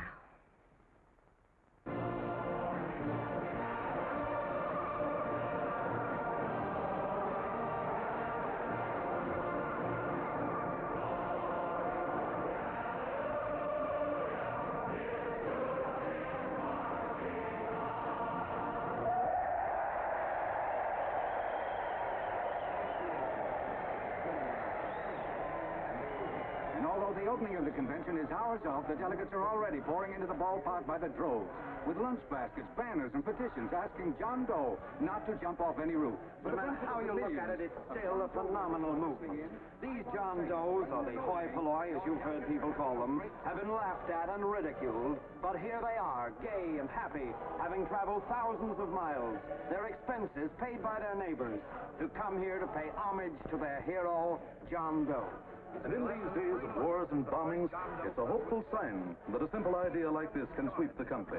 An idea based on friendliness, on giving and not taking, on helping your neighbor and asking nothing in return. And if a thing like this can happen, don't let any of your grumbling friends tell you that humanity is falling apart. This is John B. Hughes, signing off now and returning you to our main studio until 9 o'clock, when the convention will officially open. Oh, John, come in. Say, I'm kind of... It's raining out a little. That's all right. It's good to see you. Sit down. Thanks.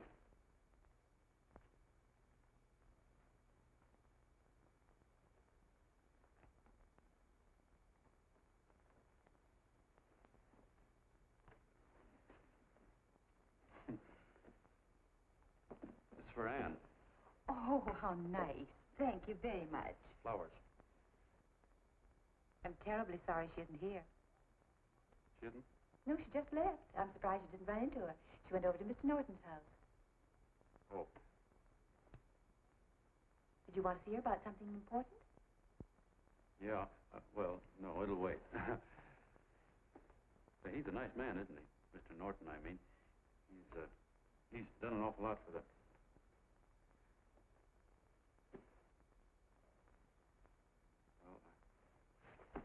Say, my coat's pretty wet. I'm afraid I might have wet the couch a little.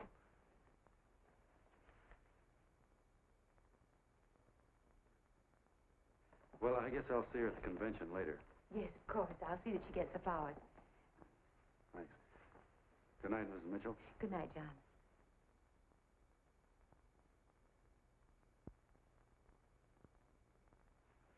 Say, Miss Mitchell, I'm kind of glad Anne isn't here. See, I came over here hoping to see her alone, and kind of hoping I wouldn't, too, you know what I mean? There was something I wanted to talk to her about. But, well, it'll wait, I guess. Good night. Good night, John. Say, look, Mrs. Mitchell, have you ever been married? Oh, I'm sure you have. Gosh, that's pretty silly. I guess you must think I'm kind of batty. Well, I guess I'd better be going at that. John, my husband said, I love you. Will you marry me? You did? What happened? I married him. Yeah, that's what I mean, see? It was easy as all that, huh? Yeah, but look, Mrs. Mitchell. You know, I love Ann, and it's going to be awfully hard for me to say it. Because, well, you know, she's so wonderful. And, well, the best I ever was a Bush League pitcher. And, you know, I think she's in love with another man. The one she made up.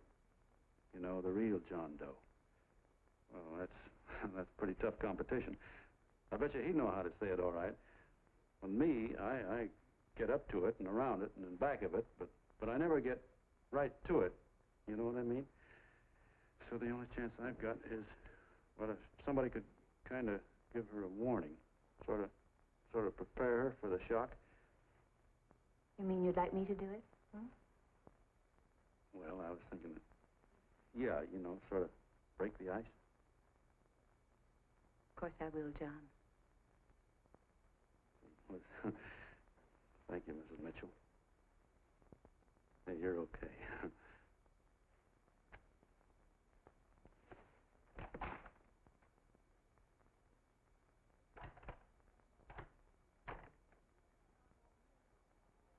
This John Doe meeting is going to be one of the biggest things that ever happened. Why, they're coming from all over. Trains, boxcars, wagons. Look out! Hello, bodyguard. Hey, had your dinner yet? What's that? Oh, that's all right. Well, look, no, go ahead and have your dinner. Wait a minute, John.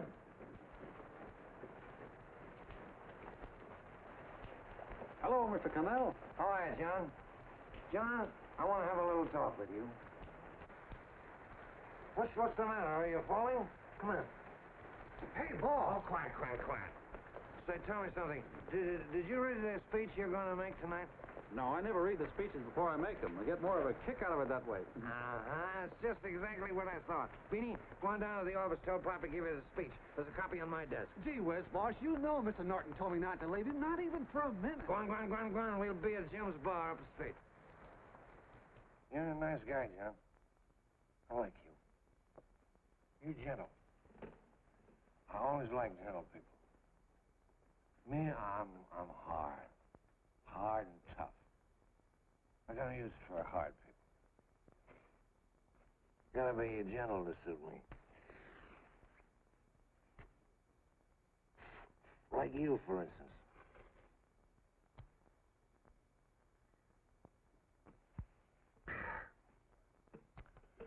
Yep, I'm hard. But you want to know something? I've got a weakness. Never guess that, would you? I have. Want to know this?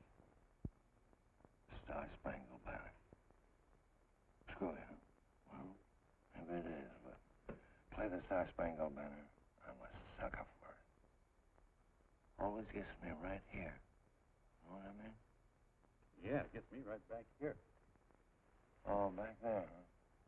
Well, every man to his own taste.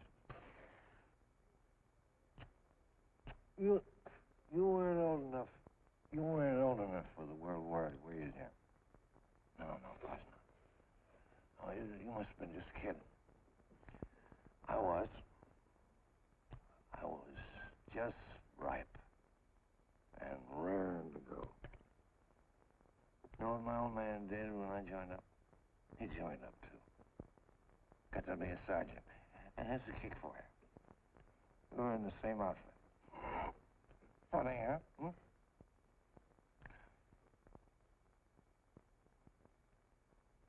He was killed, John.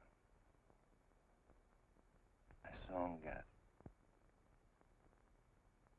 I was right there, and I saw it with my own eyes.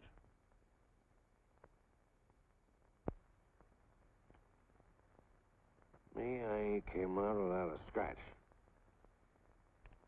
That is, excepting my ulcers.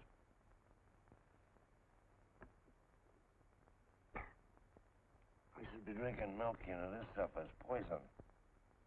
Hey, Tubby. Yes, Mr. Connell? What do you say, huh? All right. Yep, I'm a sucker for this country. I'm a sucker for the Star-Spangled Banner, and I'm a sucker for this country. I like what we got here. I like it.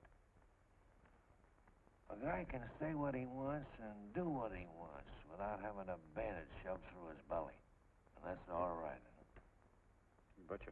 Man, we don't want anybody coming around changing it, do we? No, sir. When they do, I get mad. I get boiling mad. Right now, John, I'm sizzling.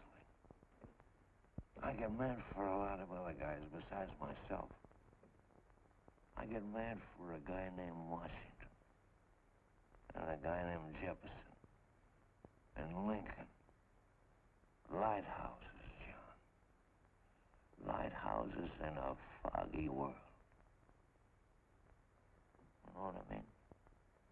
Yeah, you bet. Listen, pal. This fifth column stuff is pretty rotten, isn't it? Yeah, it certainly is. And you'd feel like an awful sucker if you found yourself marching right in the middle of it, wouldn't you? You. Of course, you would have known it because you're gentle. But that's what you're doing. You're mixed up with a skunk, my boy. A no-good, dangerous skunk. So you're not talking about Mr. Norton, are you? I'm not talking about his grandfather's pet poodle.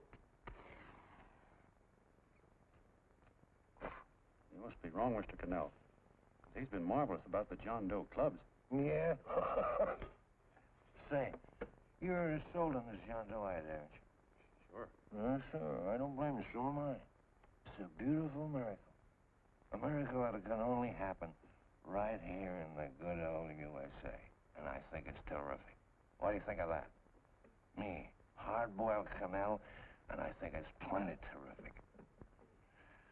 All right. Now, supposing a certain unmentionable worm whose initials are DB was trying to use that to shove his way into the White House so he could put the screws on, so he could turn out the lights in those lighthouses. What would you say about that, huh? Nobody's going to do that, Mr. Connell. They can't use the John Doe clubs for politics. That's the main idea. Is that so? Then what's a big political boss like Hammett doing in town? And a labor leader like Bennett? And a lot of other big shots is up at DB's house right now. Wolves, John. Wolves. Waiting to cut up the John Does. Wait till you get a gander at the speech you're going to make tonight. You're all wet. Miss Mitchell writes those speeches. Nobody can make her write that kind of stuff. They can't, huh? Who do you think writes them? My Aunt Emma? I know she writes them. Gets a big bonus for doing them, too. A mink coat and a diamond bracelet. Don't write them. Why, that gold-grabbing dame would double-cross her own mother for a handful of Chinese yams. Shut up. If you weren't drunk, I'd... Hey, boss. Here's the speech, boss. Hey, go on and read it, John, and then start sucking. Hey, wait a minute, Mr. Doe. Tubby? Yes, sir. Better bring me a glass of milk. I'm smoking too much. Yes, Charlie? Got everything all set? Fine. John Doe been taken care of? Good. How many people do you think will be there? 15,000?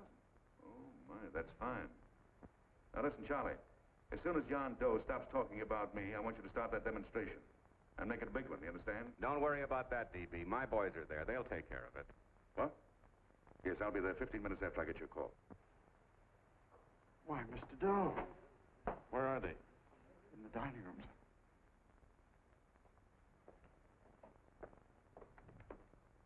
Now, gentlemen, I think we're about ready to throw that great big bombshell. Yeah, well, it's about time. Even a conservative estimate shows that we can count on anywhere between 10 and 20 million John Doe votes. Now, add to that the labor vote that Mr. Bennett will throw in, and the votes controlled by Mr. Hammett and the rest of you gentlemen in your own territories, and nothing can stop us. As I said before, I'm with you, providing you can guarantee the John Doe vote. Don't worry about that. You can count on me on one condition.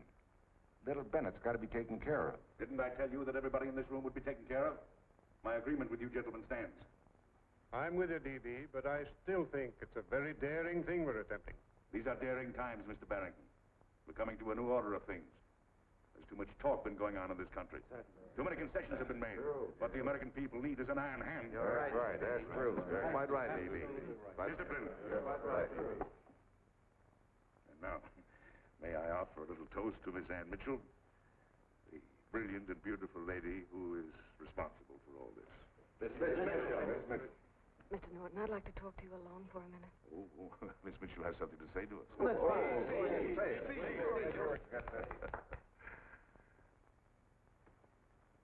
Hello.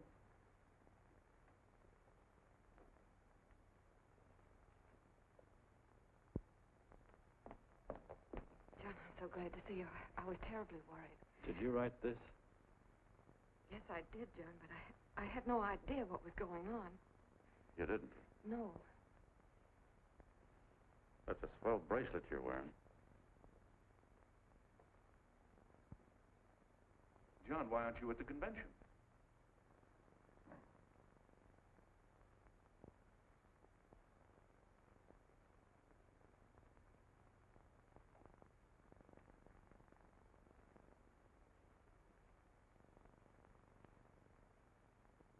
Is there anything wrong? No, nothing's wrong. Everything's fine. So there's going to be a new order of things, huh? Everybody's going to cut himself a nice fat slice of the John Does, eh? You forgot one detail, Mr. Big Shot. You forgot me, the prize stooge of the world. Why, if you or anybody else thinks he's going to use the John Doe clubs for his own rotten purpose, he's going to have to do it over my dead body. Oh, hold on a minute, young man. Hold on. That's rather big talk. I started the John Doe clubs with my money. And I'll decide whether or not they're being properly used. No, you won't. You're through deciding anything. And what's more, I'm going down to that convention, and I'm going to tell those people exactly what you and all your fine feathered friends here are trying to cook up for them. And I'm going to say it in my own words this time. Stop it, baby. Hold my door. You ruined us, TV. Wait a minute, fella. My uncle wants to talk to you. Listen to me, my son. Before you lose your head completely, may I remind you that I picked you up out of the gutter and I can throw you right back there again? You've got a nerve accusing people of things. These gentlemen and I know what's best for the John Does of America, regardless of what tramps like you think. Get off that righteous horse of yours and come to your senses. You're the fake. We believe in what we're doing. You're the one that was paid the 30 pieces of silver. Have you forgotten that? Well, I haven't. You're a fake John Doe, and I can prove it. You're the big hero that's supposed to jump off tall buildings and things. Do you remember? What do you suppose your precious John Does will say when they find out that you never had any intention of doing it, that you were being paid to say so? You're lucky they don't run you out of the country. With the newspapers and the radio stations that these gentlemen control, we can kill the John Doe movement deader than a doornail. We'll do it, too, the moment you step out of line. Now, if you still want to go to that convention and shoot your trap off, you go ahead and do it.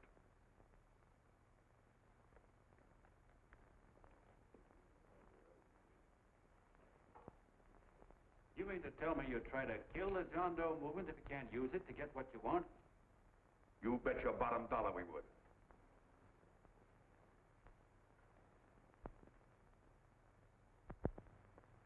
Well, that certainly is a new low.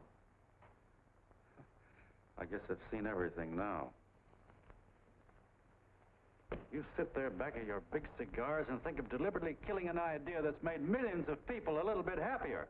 An idea that's brought thousands of them here from all over the country, by bus and by freight and jalopies and on foot, so they could pass on to each other their own simple little experiences. Why, look, I'm just a mug and I know it, but I'm beginning to understand a lot of things. Why, your type's as old as history. If you can't lay your dirty fingers on a decent idea and twist it and squeeze it and stuff it into your own pocket, you slap it down. Like dogs, if you can't eat something, you bury it. Why, this is the one worthwhile thing that's come along. People are finally finding out that the guy next door isn't a bad egg. That's simple, isn't it? And yet a thing like that's got a chance of spreading till it touches every last doggone human being in the world, and you talk about killing it. Why, when this fire dies down, what's going to be left? More misery, more hunger, and more hate.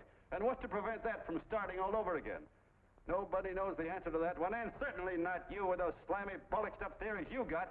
The John Doe idea may be the answer, though. It may be the one thing capable of saving this cockeyed world. Yet you sit back there on your fat hulks and tell me you'll kill it if you can't use it. Well, you go ahead and try. You couldn't do it in a million years with all your radio stations and all your power. Because it's bigger than whether I'm a fake. It's bigger than your ambitions, and it's bigger than all the bracelets and fur coats in the world. You bet it is, John. And that's exactly what I'm going down there to tell those people. A minute, you ungrateful rat. My uncle's been too good. He's getting away. Give me the bullet. I've always told you, D.B., you're playing with dynamite. Wait. All right, now, get away. Before he gets through tonight, he'll rule us all. I'll stop him cold. Don't worry, I've been ready for this. John! Oh, John, please listen to me. Please, I can explain everything, John. I didn't know what they were going to do. Let me go with you, John. John, please. Go ahead, driver. The full part. Please let me go with you. Please. John! Mr. Martin wants to see you. Listen to me, Mayor Lovett. You do as I say. I want them both arrested. You tell the police department to pick up Connell. I've got the girl here. I've got the bullet. I don't care what you charge him with. If you're worried, let him go in the morning, but keep him in jail overnight. Hello, Bulletin. Put Patwire on.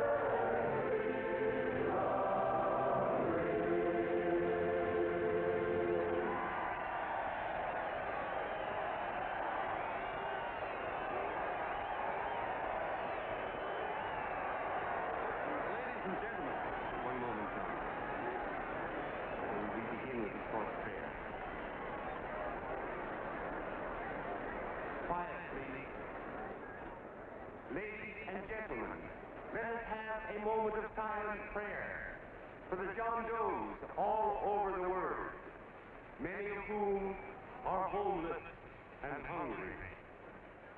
Rise, please. Everybody rise.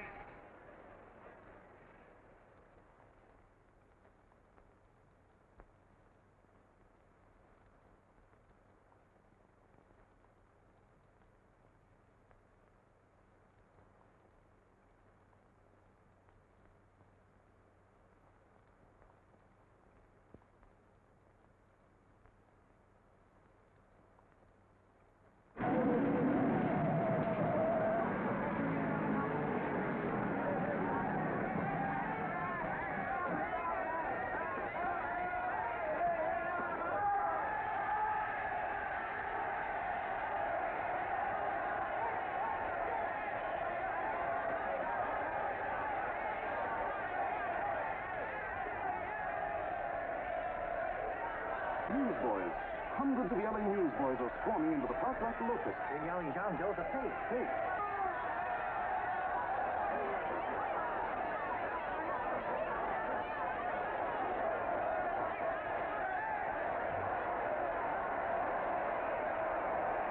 Federal investigation urged by Chamber of Commerce. How could he be a fake? It must be some kind of a gag. A what? A gag. A gag.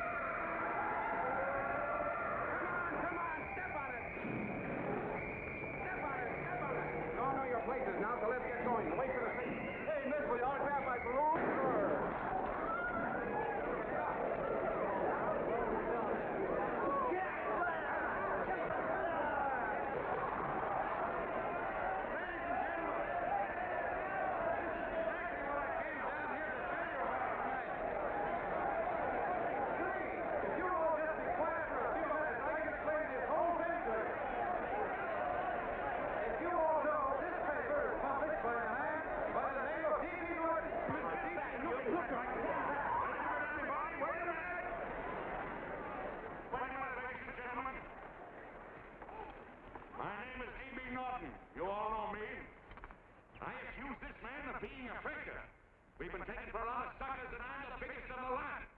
I spend a fortune backing this man in what I believe to be a sincere and worthy cause, just as you all did.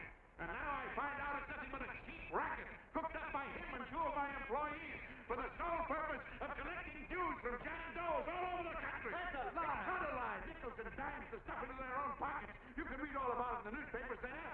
That's a lie. Listen, This man had no intention of jumping off the top of a building. He was paid to say so. Do you deny that? That's got nothing to do with it. Were you paid for it, or weren't you? Yes, I was paid, but there And what about the suicide note? You didn't write that either. What difference Did you write it or didn't you? No, I didn't write it. Now, you bet your life you didn't. You look in your papers, ladies and gentlemen, and you'll find Miss Mitchell's fine confession that she was the one who wrote it. Listen, folks, it's a fact that I didn't write the letter. There you see, he admits that you're a fake John Doe. Now, for what you have done to all these good people, they ought to run you out of the country. And I hope they do it.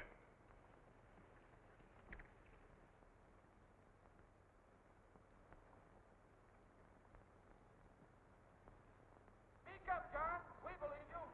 Please, listen, folks. Now that he's through shooting over his face, I've got a couple of things to tell you about.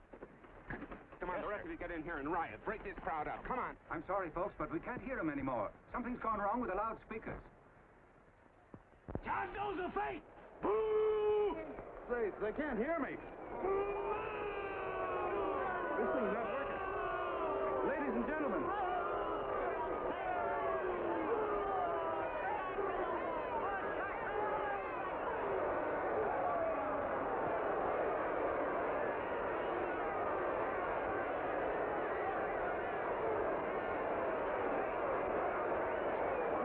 This thing's bigger than whether I'm a fake. Look, Bert, you believe me, don't you? Sure. I believe you. Walking my legs off, thinking up 5,000 signatures for a phony. Well, there you are, Mr. Doe. 5,000 names asking you not to jump off any roof. It makes no difference, Bert. The idea's still good. We don't have to give up our club. Yeah, well, you can have it.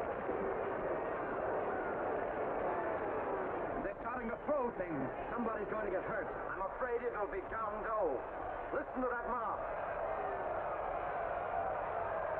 I'm gonna go. All right, let go. Let me go. I want to go. Oh, please. Please let me go. They're crucifying him. I can help him. Sorry, sister, we got orders to hold. Orders from who? You think it's a framer? And oh, why do they won't let me go? They won't let me go. Listen, folks.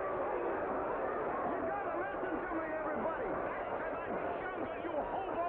Just another racket! Stick to your club. We've been fed baloney so long, we're getting used to it.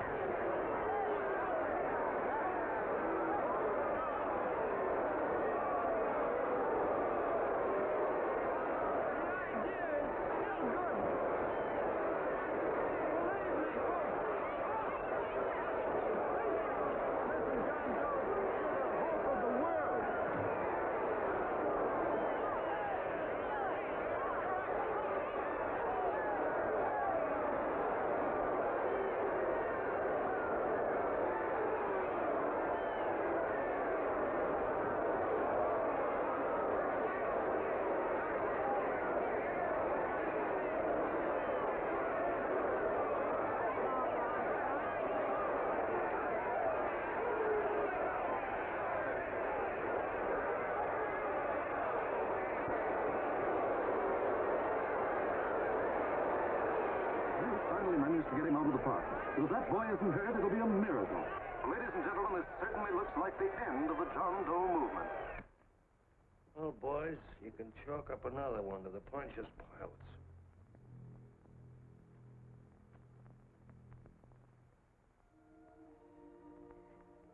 I should have been there. I could have helped him. He was so all alone.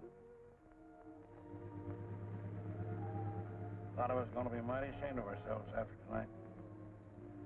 We certainly didn't give that man much of a chance.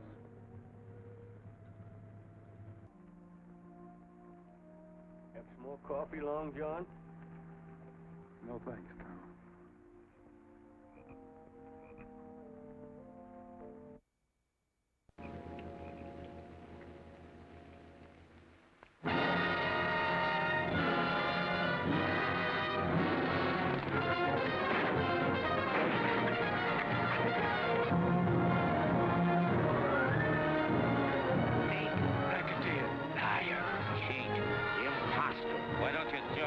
Christmas Eve at midnight. Bye, Mr. Doe. You're a wonderful man. And God bless you, my boy. I'll get in there and catch you. You're a fake John Doe, and I can prove it. You're the big hero who's supposed to jump off tall buildings and things. You remember? What do you suppose your precious John Does will say when they find out that you never had any intention of doing it, that you were being paid to say so? Christmas Eve at midnight.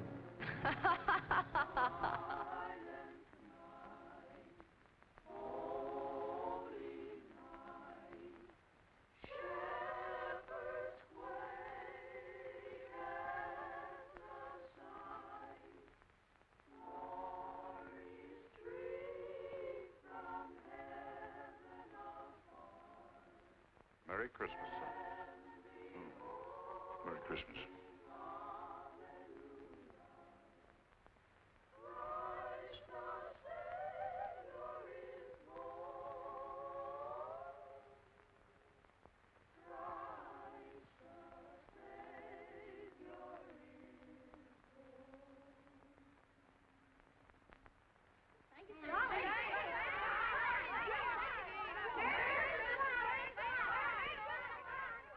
Who?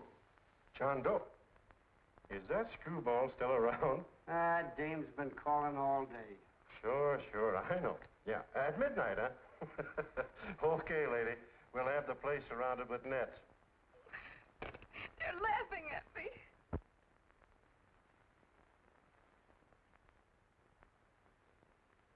You're a sick girl, Anne. You better take it easy. Whom are you calling now? You called that number not 10 minutes ago. Hello, Mr. Connell. Have you seen him yet? Have you... Now listen, Ann, he can't possibly get in without our seeing him. I'm watching the side door and the colonel's out front, so stop worrying. Oh. Thank you.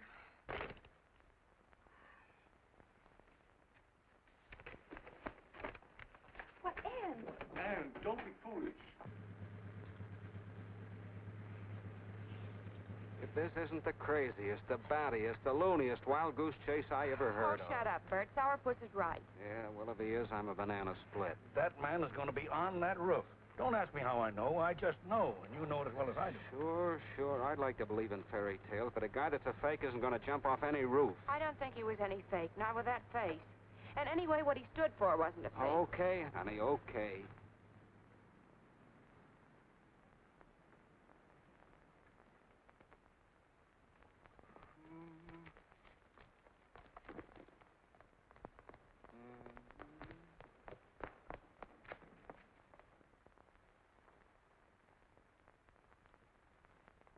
Elevators ain't running. Colonel, You shouldn't have got out of bed, miss. has he been here? No. Have you seen him? I ain't seen him for a week. Where's Connell? He's watching the other door. Oh, gee, you're swell.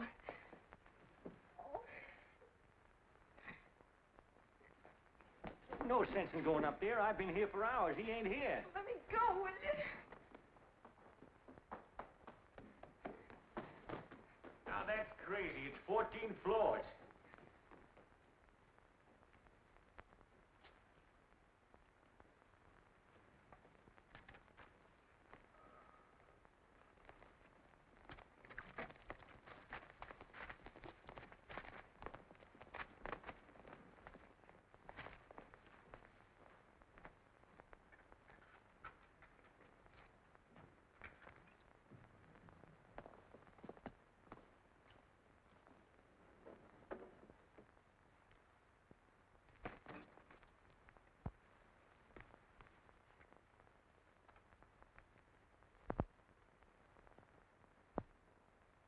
As far as the elevator goes, we gotta walk up to the tower.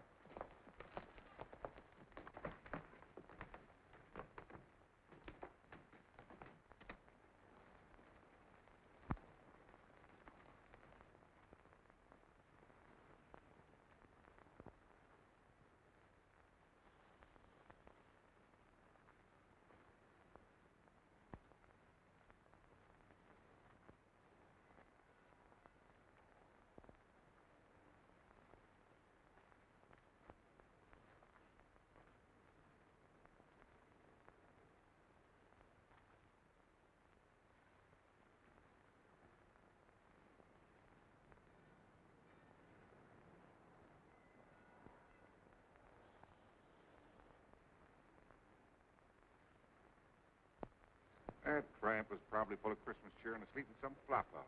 Let's go. I've got to decorate my tree.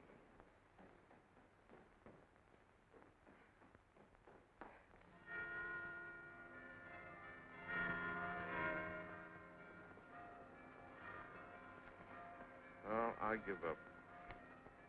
I don't know what gave us the idea that we'd attempt anything like this. I guess you're right. I'm afraid the joke's on us. Let's go. I hope nobody finds out we've been here.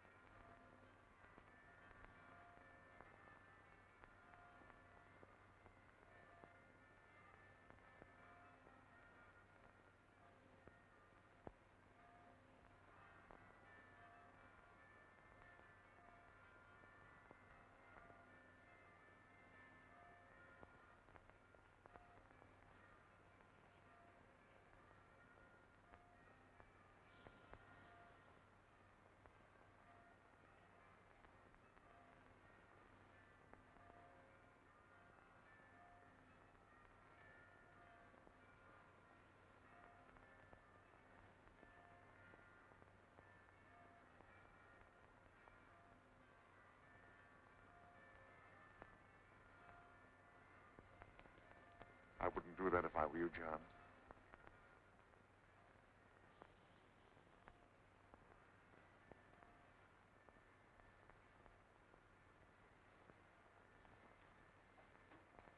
It'll do you no good.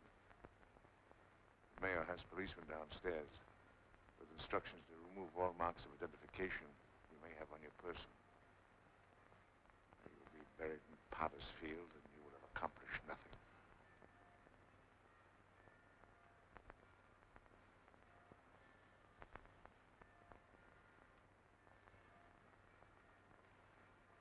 I've taken care of that. I've already mailed a copy of this letter to Mr. Connell. John, why don't you forget this foolishness? Stop right where you are, Mr. Norton, if you don't want to go overboard with me.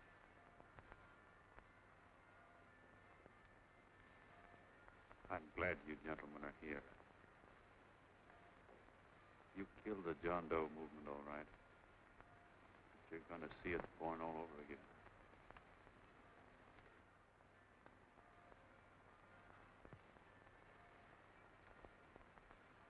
Now, take a good look, Mr. Norton. John! John! Oh, John, no, I won't let you. I love you, darling. Oh, please. Please don't give up. We'll start all over again. Just you and I. It isn't too late. The John Doe movement isn't dead yet. You see, John, it isn't dead or they wouldn't be here. It's alive in them. They kept it alive by being afraid of. That's why they came up here. Oh, darling. Sure, it should have been killed. It was dishonest. But we can start clean now. Just you and I. It'll grow, John, and it'll grow big because it'll be honest this time. Oh, John, if it's worth dying for, it's worth living for. Oh, please, John. Oh.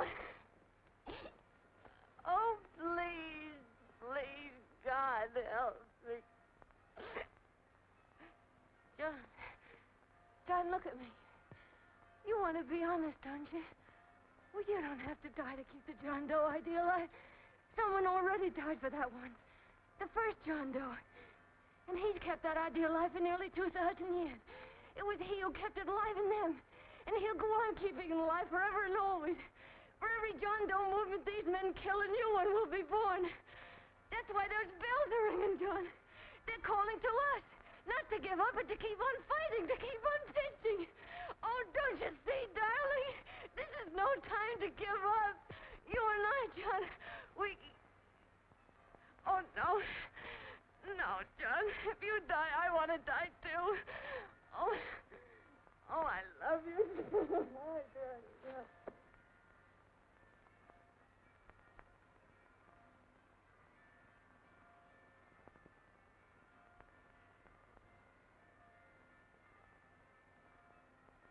Mr. Doe, you don't have to. We're with you, Mr. Doe. We just lost our heads and acted like a mob. What Bert's trying to say is that we need you, Mr. Doe. There were a lot of us that didn't believe what that man said. We were going to start up our John Doe Club again, whether we saw you or not. Weren't we, Bert? And there were a lot of others that were going to do the same thing. Well, Mr. Sourpuss even got a letter from his cousin in Toledo. I got it right here, Mr. Doe. Only it'd be a lot easier with you. Please. Please come with us, Mr. Doe.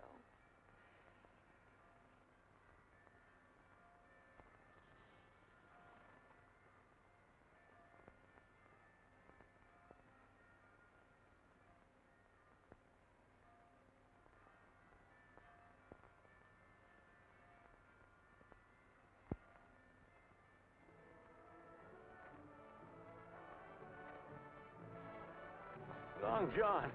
Mr. Doe. Here, we'll help you with it. She'll be all right. Mr. Doe, take her right down to the car. Right up. Look, we got a car right down for her. Lay on, Norton. The people. Try and lick that.